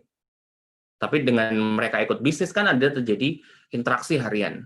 Pada saat interaksi harian, nah di situ proses dalam melakukan ideologisasi menurut saya di situ. Nah, itu mungkin ide yang bisa saya usulkan ya, Mas Oki ya. Oke, Bung, terima kasih banyak. Ini di kolom chat ada dua diskusi ya. Yang pertama mungkin untuk dari pertanyaan adalah pertanyaan dari Dias yang mengatakan bahwa bagaimana caranya memanfaatkan dunia virtual sekarang, sosial media ataupun teknologi, di mana tadi Bung bilang ada buzzer, dan tadi Bung mengembangkan selain buzzer itu yang bisa dikembangkan menjadi suatu bisnis. Bagaimana caranya memanfaatkan istilahnya memanfaatkan dengan cara kuantitas selain masalah buzzer. Tadi sudah diantitesiskan oleh teman kami juga bahwa mungkin dengan memperbaiki feeds atau memperbaiki konten. Oke, itu secara visual, secara kualitas akan baiklah, akan diperbaiki. Namun selain buzzer dan memperbaiki feeds dan istilahnya memperbaiki konten, apakah ada cara-cara lain yang bisa dimanfaatkan oleh terutama oleh gerakan yang melalui medium visual, medium teknologi, medium sosial media untuk bisa dikembangkan lebih jauh selain masalah buzzer dan konten visual yang menarik. Ada nggak, Bung? Mas Oki, aku masuk, Mas. Oh, boleh, silakan, Yes. Menambah apa yang ku tulis ya di kolom chat ya. Oke, kenalin teman-teman, namaku Dias. Di sini tulisannya masih lem FIB, soalnya ini akun Zoom-nya lem FIB. Sorry. Jadi tadi dibalas ya di kolom chatku, aku nanya, katakanlah ada nggak sih cara-cara untuk memaintain isu dan gagasan dan wacana di ruang publik virtual selain lewat pengerahan buzzer yang tadi kalau ini aku cara pikir baru ya dari apa Bung Hiskia di obrolan kita siang ini bahwasanya ya buzzer itu perdebatannya bukan soal moral gitu karena ya buzzer itu tools dan ya itu apa cara pandang baru kupikir. Nah, maksudku adakah cara-cara untuk maintain isu katakanlah selain lewat buzzer itu tadi dibalas sama sama Mas Farid Al-Qadar lewat perbaikan feeds. Nah, ini aku jadi terpantik aku pernah baca tulisan kampanye medianya Black Lives Matter. Ya, ini bukan Black Lives Matter secara general ya, tapi ada beberapa organ yang mengkampanyekan isu-isu Black Lives Matter lewat perbaikan feeds-nya adalah seperti yang dibilang Bung Hiskia sabotase algoritma. Jadi kan seperti yang kita tahu kalau desain pergerakan ini kan hitam merah kepalan tangan. Jadi algoritmanya nyangkut di situ tuh di orang-orang yang memang apa suka nge-search desain hitam merah kepalan tangan. Jadi ya gagasan dan wacana soal Black Lives Matter itu muter-muter di situ aja. Nah, ada sekelompok orang yang istilahnya dia menyabotase, mensiasati algoritma tersebut. Caranya gimana? Desainnya dibikin kayak desain Firsa Besari atau desain Kopi Senja, desain Raditya Dika yang pink, habis itu ya teman-teman tahu lah apa mungkin bisa memvisualisasikan sendiri ya. Mereka bikin seperti itu dan nyangkut gitu loh Pak. Algoritmanya akhirnya masuk ke sana. Gagasan-gagasan Black Lives Matter kagak cuma muter-muter di orang-orang itu merah kepala tangan tadi, tapi masuk ke orang-orang Firsa Besari, masuk ke orang-orang Raditya Dika. Tapi itu salah satu perwujudan konkret dari ini ya dari gagasan yang dibilang Mas Farid Al-Qadar perbaikan fit. Soalnya kalau misalnya kita bilang perbaikan fit, ya perbaikan seperti apa gitu. Monggo apa Mas Hiskia mungkin ada gagasan-gagasan lain gitu selain ya lewat perbaikan fit yang tadi aku bilang. Apakah mungkin misalnya kita bikin media gerakannya bikin media alternatif atau bagaimana? Monggo Mas Hiskia. Ya. Jadi nah ini kalau kita bicara manajemen isu komunikasi dan seterusnya, nah kita mesti clear bahwa media sosial itu cuman satu dari sekian banyak yang lain. Nah, kalau saya suka lebih ngomong dalam konteks apa yang disebut nih mikir ala data science ya. Granularity. Granularity itu apa sih? Bahasa Jawanya itu mungkul, kemungkulan gitu. Jadi ada yang mungkulnya segini, ada yang lebih besar dan lebih besar lagi. Jadi in terms of granularity-nya. Nah, jadi dia mesti punya kalau kalian mau mengelola isu, kalian mesti punya rujukan yang terpercaya. Terpercaya itu maksudnya kayak website itu kan nggak akan turun ya bisa turun dalam 1 hari sih. Cuman dia lebih lama daripada Twitter misalkan. Nah, kalian mesti jadi strateginya di situ dikerahkan yang granularity-nya besar, website. Ada beberapa website atau satu. Lalu Anda juga mesti punya granularity yang lain dalam artian representasi personanya, orang. Dan orang itu sebenarnya bisa kalian bikin pakai deepfake gitu kan. Nggak harus orang beneran gitu. Cuman kan itu takes time. Tapi ada kok banyak saya kira bikin itu. Bikin video pakai deepfake gitu kan. Nah, itu bisa. Jadi ada representasi orang. Lalu konten, isu. Kontennya menarik apa enggak gitu. Kalau kalian mau bikin isu dan seterusnya di situ. Nah, baru yang lainnya setelah kita punya ini, tapi tetap lagi-lagi idenya apa dulu gitu. Kalau idenya nggak ada ya ini jadi cuma latihan-latihan permainan harian aja gitu. Tapi kalau kita punya ide, nah masukkan ke strateginya, masuknya di situ. Nah, lalu kayak menyabotase algoritma dan seterusnya, ya itu cara yang menurut saya umum dilakukan juga ya, kayak misalkan viral juga sih terakhir ya waktu ada orang lagi nungguin perhitungan Joe Biden sama Donald Trump itu kan tiba-tiba dia jualan apa gitu sambil jadi orang Indonesia gitu ngepost di postingannya Donald Trump atau apa sambil nunggu ya klik akun ini gitu kan lucu gimana gitu kan tapi ya itu kan cara untuk jutaan orang masuknya ke situ jutaan orang di treat itu kan akhirnya bisa ngeliat itu. Nah, itu bisa masuk itu juga bisa kita pakai sebenarnya. Nah, lalu perlu juga yang lini-lini yang sifatnya intelektual misalkan. Kalau kita ngomong isu. Saya pernah terlibat untuk membangun opini ya. Itu ada yang kita bayar untuk nulis di koran, ada yang kita bayar untuk nulis di media, ada yang kita bayar untuk bikin kericuhan, ada yang kita bayar untuk banyak. Jadi poinnya adalah kita masuk di semua lini. Jadi nggak hanya di media sosial. Nih ya, lagi-lagi pertanyaannya kemudian punya duit kagak gitu kan. Kalau nggak punya uang, pertanyaannya punya orang nggak, orang yang mau kerja ya? Enggak, kalau nggak mau kerja ya udah fokus pada satu platform. Tapi kalau punya orang yang banyak, ya pastikan semuanya berkualitas secara skill. Artinya apa? Ada kebutuhan kan untuk melatih skill-skill itu gitu. Melatih desain, skill desain, penggunaan warna, penggunaan layout dan seterusnya yang bisa agitatif dan seterusnya di situ. Nah, mungkin itu ya untuk strategi pembentukan isu ya. Oke, Dias, Bung Yosi, apakah mungkin Dias ada tanggapan lagi? Apa sudah? Udah, sementara ini udah Ki. Oke, makasih Bung Yosi, makasih Dias. Berikutnya tadi ada pertanyaan dari Nona Veronica, mungkin Vero mau on mic atau dibacakan pertanyaannya. Halo Bung. Oke. Jadi saya Vero tadi berangkat dari pengantar mengenai gimana rakyat nih, terutama bisnis analis di SCBD maupun petani, buruh yang sama gerakan ini diklaim ingin diemansipasikan, ingin di-amplify, ingin diperjuangkan ini ternyata cenderung tidak memiliki kesadaran kelas gitu, dan orientasinya itu individualistik, ingin menyelamatkan dirinya sendiri.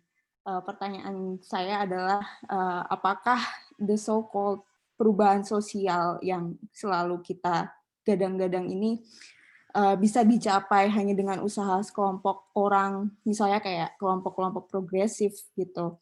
Karena mungkin sejarah yang saya pelajari, misalnya di buku-buku sejarah itu, perubahan sosial ini kan bisa terjadi karena diusahakan dan juga adanya kesadaran dari masyarakat luas gitu. Dan kalau misalnya tidak, gimana sih strategi dan juga taktik buat mengkomunikasikan desain ini ke masyarakat luas begitu. Terima kasih, Bung. Ya, sebenarnya ini yang hari-hari ini sedang saya pikirkan, lakukan, dan eksperimentasikan ya. Gimana membuat sebuah gerakan perubahan sosial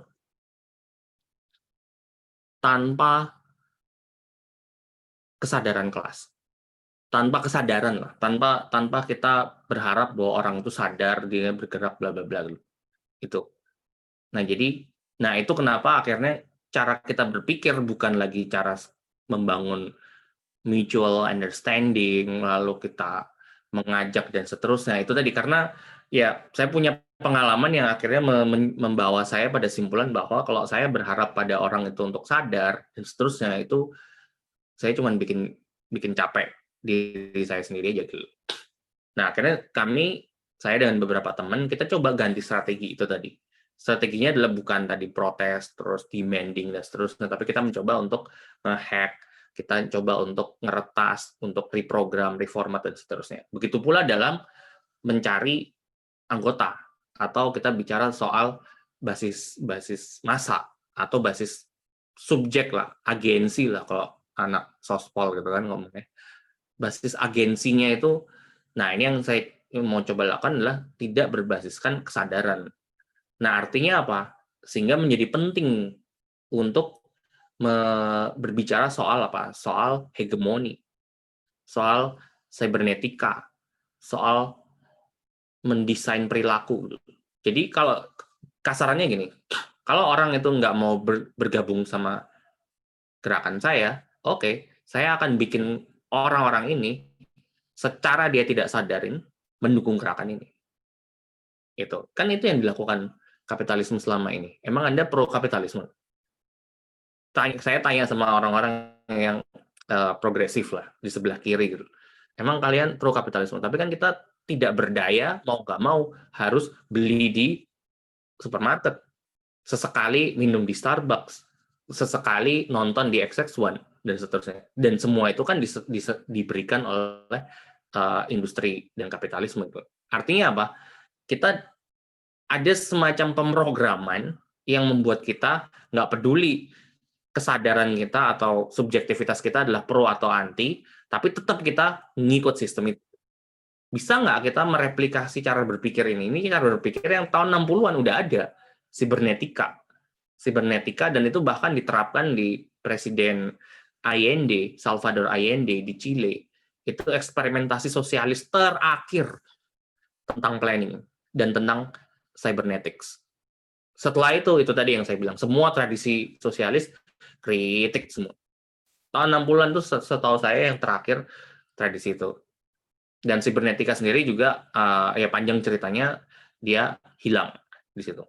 Tapi sekarang muncul lagi istilah sibernetika itu dalam rupa-rupa apa? Internet of Things, big data, data driven, data driven policy dan seterusnya.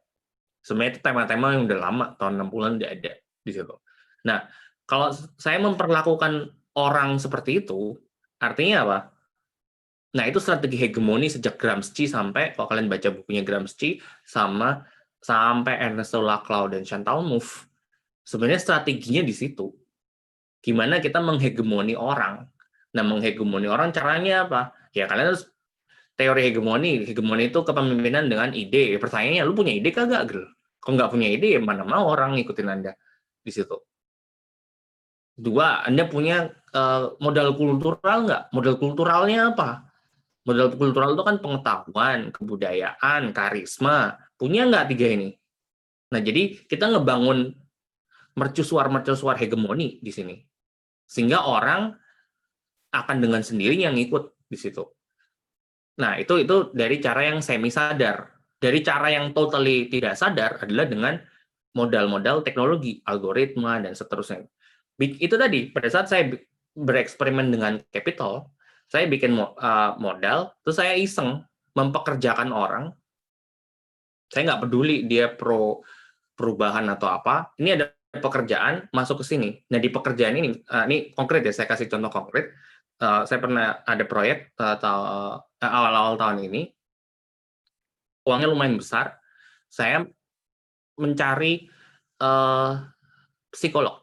Saya mencari orang-orang yang paham psikologi, neuroscience, kesehatan di situ. Nah, saya mengorganisir orang-orang ini dengan capital. Jadi saya blast di Twitter, di Facebook, dimanapun. Kalau ada yang mau tertarik pekerjaan ini, kontak saya. Nah, mau nggak mau, dia kan harus nurut sama saya kan, sebagai pemilik modal gitu kan. Ya walaupun duitnya juga bukan duit saya gitu kan. Tapi kan di hadapan mereka saya pemilik modal. Yang saya lakukan apa? Ya terserah saya kan. Mereka harus melakukan riset, harus melakukan literatur review. Kan terserah saya artikelnya apa. Jadi saya bikin semua itu artikel neuroscience, artikel biologi, kesehatan masyarakat yang berhaluan kiri radikal. Jadi mereka terpaksa ngebaca itu dan melakukan pekerjaan dan menghasilkan deliverables berupa ya ulasan-ulasan artikel itu. Nah itu, saya nggak butuh mereka untuk pro gerakan rakyat bla bla bla. Saya paksa mereka dengan capital untuk ngerjain itu. Dan beberapa nyantol, gitu kan. Nyantol diskusi berjalan lebih lanjut dan kita bisa punya pemikiran-pemikiran berikutnya. Nah, itu contoh gimana saya mencoba mengorganisasikan, mengkonsolidasi lah, mencari pendukung-pendukung atau teman-teman baru dengan capital di situ, dengan otoriter, dengan otoritas, dengan hierarki.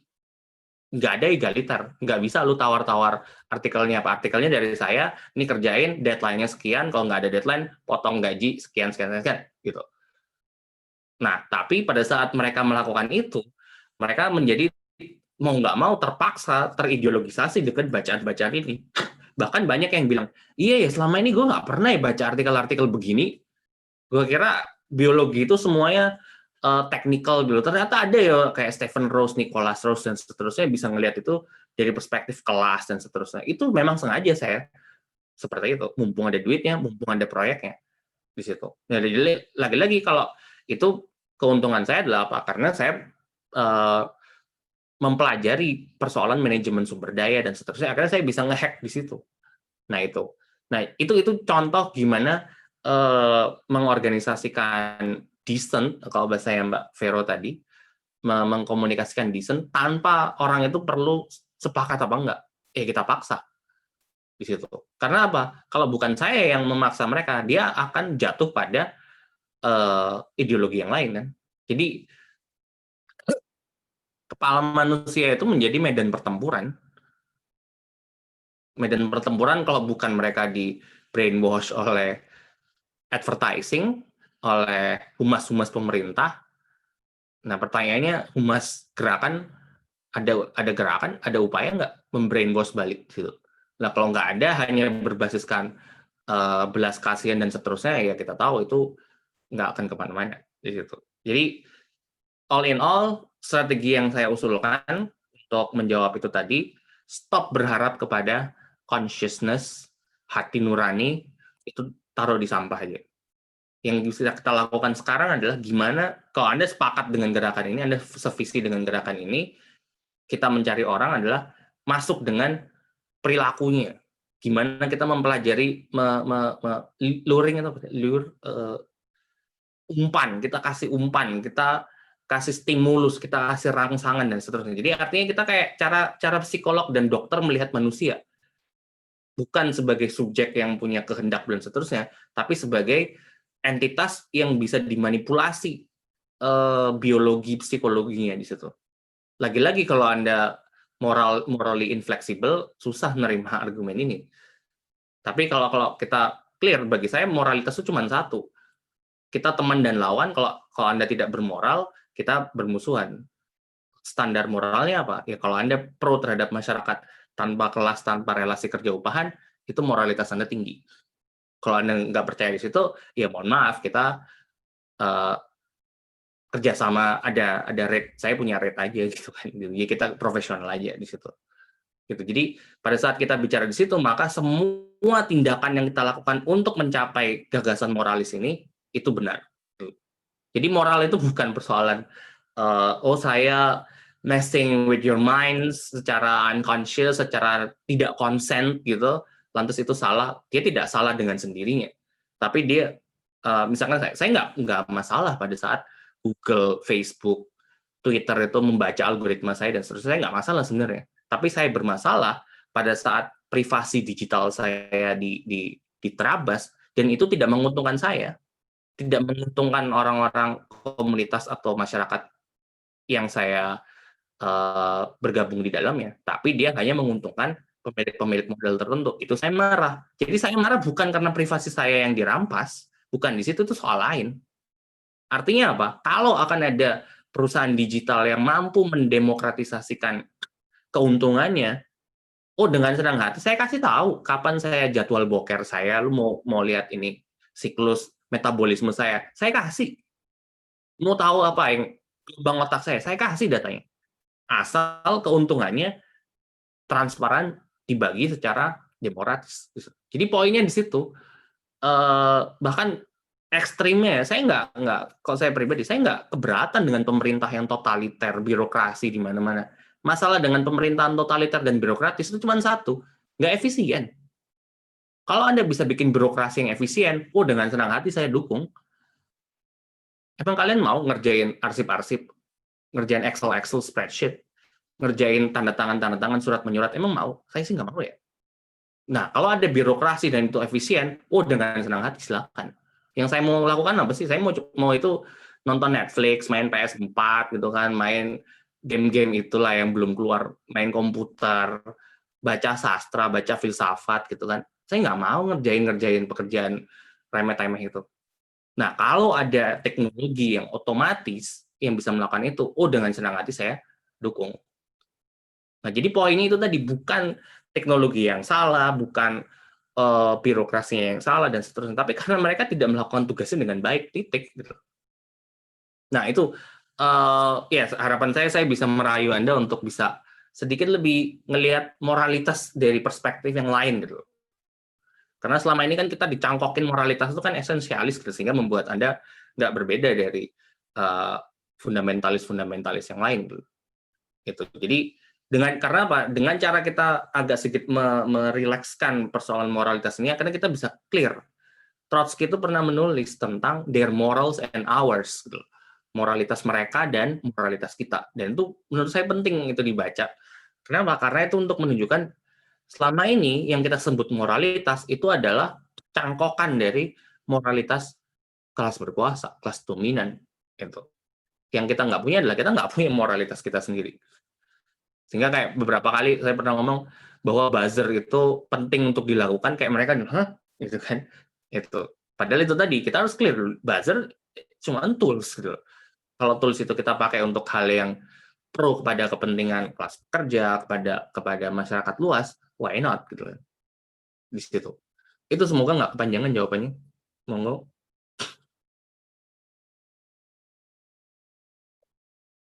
Oke, makasih Bung Yosi atas pemaparannya. Mungkin ada tanggapan dari Nona Vero, atau jika sudah, apakah ada pertanyaan lain dari kawan-kawan? Izin nyambung, Bung.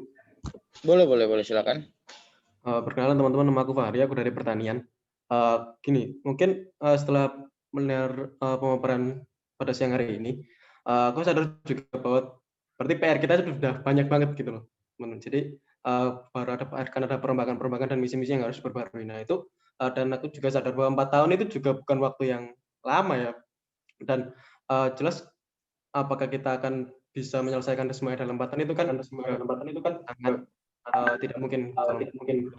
Nah itu bagaimana untuk gerakan ini tetap sustain dan berkelanjutan untuk yang kedepannya, Bung. Jadi apakah ada dalam visi itu tersebut disusupi oleh suatu visi yang emang akan berkelanjutan tertentu, atau bagaimana agar bisa lebih berkelanjutan? Terima kasih. Ya, untuk sebuah organisasi berkelanjutan itu cuma satu. Ada bahan bakarnya kagak gitu. Bahan bakar itu apa sih? Ya, bahan bakarnya cuma satu, uang gitu. Karena sehebat apapun Anda gitu, secara pemikiran seidealis apapun, itu akan didisiplinkan sama realitas at the end of the day gitu. Didisiplinkan sama realitas, misalkan nanti Anda, misalkan masnya udah punya istri, terus punya anaknya mau sakit-sakitan gitu kan, terus mau ke organisasi yang cuman dari dulu sampai sekarang bilang hanya ada satu kata, lawan gitu. Mau makan apa dari situ? Gitu kan? Jadi persoalan ini kan persoalan yang apa ya, nggak heroik gitu loh ya. Bahkan banyak aktivis, teman-teman saya progresif, enggan membicarakan ini. Tapi ini kan krusial. Ini yang membuat orang menjadi organisasi itu nggak jalan gitu. Jadi satu-satunya cara untuk supaya sustain adalah Anda mulai mikir tentang gimana ada sustainability dari segi pemasukan ekonomi di situ. Nah, kalau Anda ngikutin usulan saya tadi, yang membuat kartel asisten mahasiswa di UGM misalnya, politik bisnis Anda adalah bikin kartel itu kuat dan punya basis di semua fakultas misalkan, atau semua prodi bahkan itu. Nah lagi-lagi tinggal bikin perencanaan bisnisnya. Perencanaan bisnis itu lagi-lagi harus merefleksikan anggota. Kalau itu kita bicara koperasi pekerja ya. Nah, siklus hidup kalian itu kan apa sih? Kuliah itu berapa tahun sih? 7 tahun ya? Enggak ya? Berapa? 4 tahun. 4. Masuk UGM kan susah ya, ngapain keluar cepet-cepet sih? Misalkan siklus hidup kalian adalah 5 tahun, setelah 5 tahun ya, ini rata-rata ya, 5 tahun, terus 5 tahun di kampus, terus keluar gitu kan. Nah, berarti kalian bikin sistem bisnis atau organisasi yang bisa mengakomodasi ini. Jadi, misalkan kalau saya kepikiran tuh bikin koperasi itu, kalau koperasi primer, atau kalau perusahaan itu grup kelompok. Grup perusahaan yang mana satu dia melayani pasar di kampus. Nah, setelah mentas dari kampus udah punya pengalaman ini semua, dia masuk ke unit yang berikutnya yang melayani pemerintah, melayani NGO, melayani donor dan seterusnya. Jadi punya unit bisnis yang berbeda di situ. Bahkan Anda bisa bikin spin-off, keterampilan Anda ngedesain dan seterusnya kan bisa bikin desain yang lain. Desain apa misalkan kaos-kaos kampanye kayak gitu kan, kaos-kaos kampanyenya Golkar misalkan, tapi nanti Anda susupin gambar bintang gitu kan dan tangan mengepal gitu kan nggak ada yang salah gitu kan di situ. Ya itu kan ngehack juga di situ. Itu kalian itu belajar itu. Terus ngejual keterampilan kalian bikin visualisasi data dan seterusnya ke pemerintah menggunakan memanfaatkan apa dana desa dan seterusnya. Itu kan jadi basis-basis pemasukan untuk menghidupi gerakan gitu loh.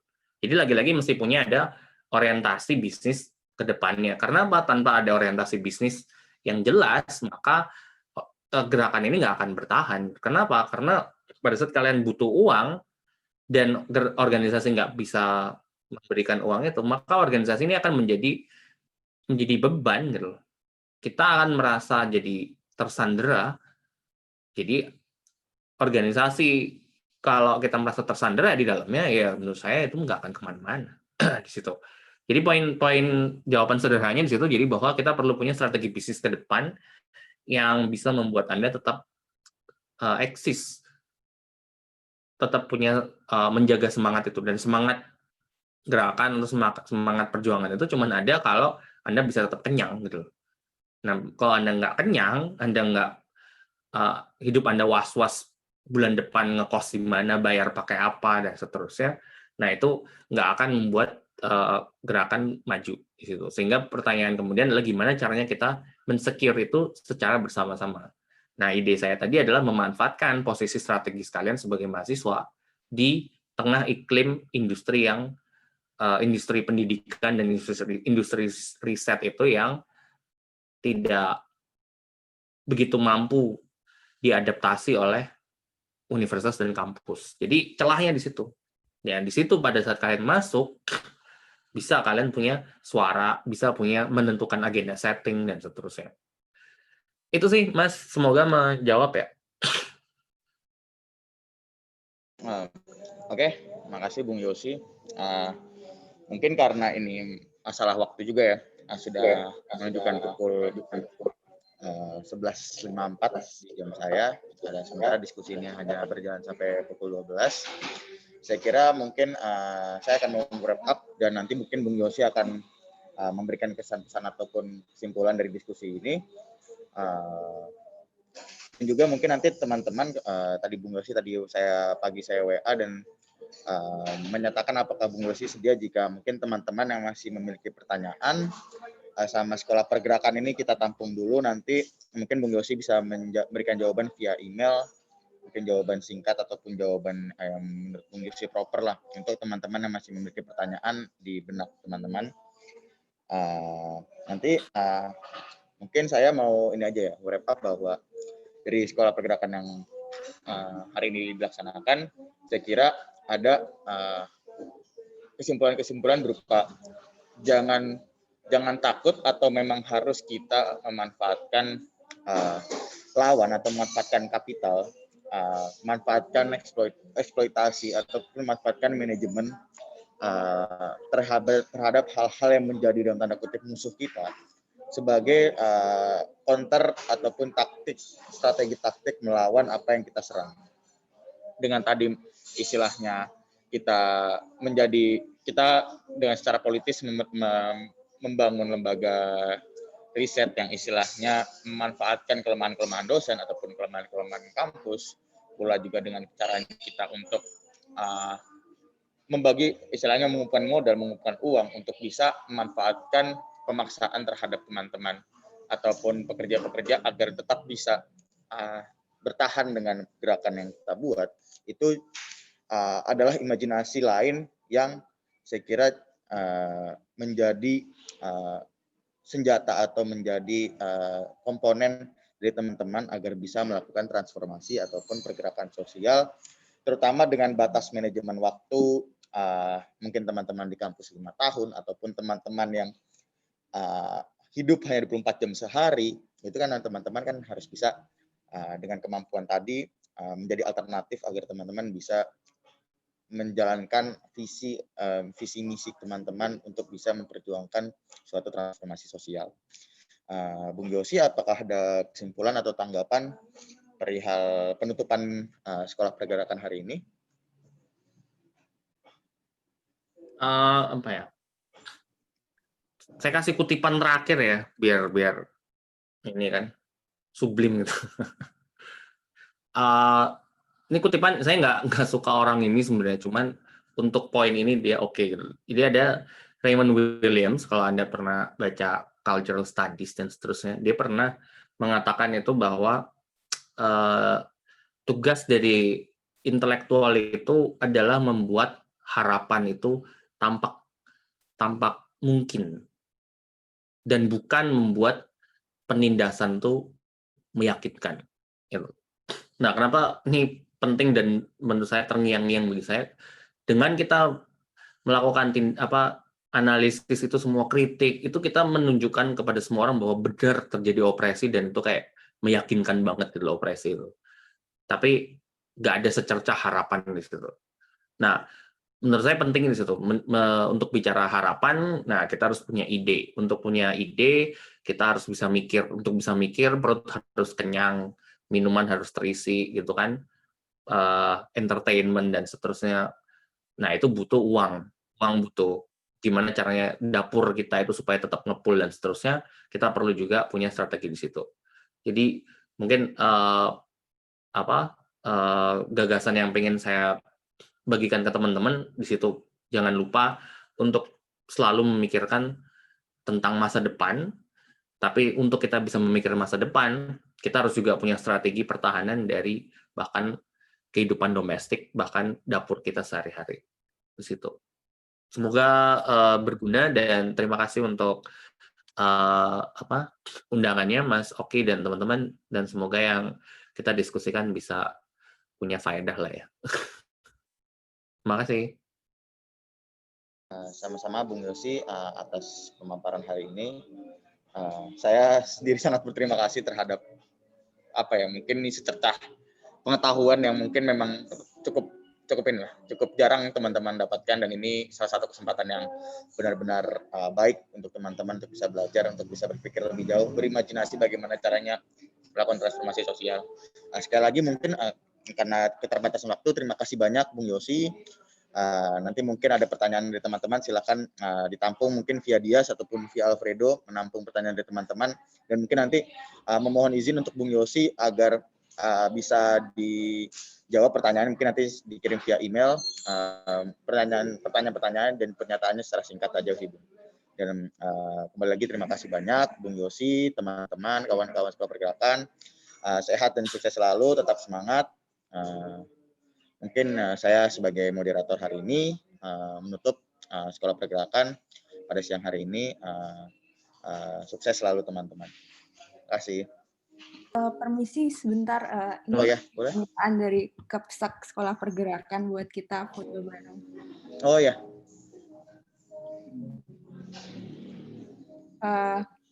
Saya pandu ya.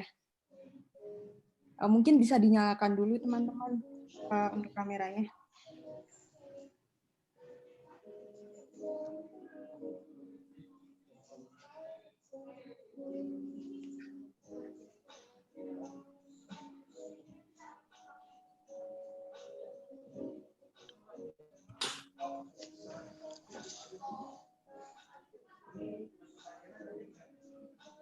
Apakah sudah?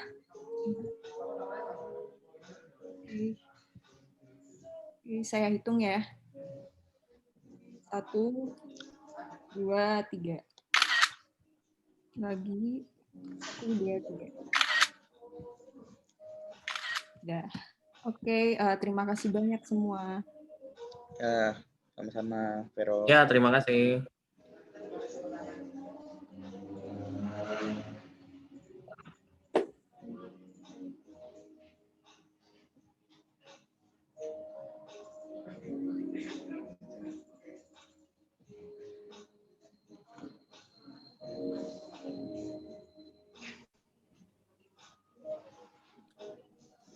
Ini kagak ada yang nanyain sertifikat.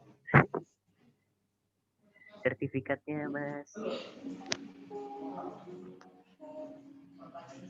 Yo, cabut ya teman-teman ya. Thank you semuanya yang sudah meramaikan.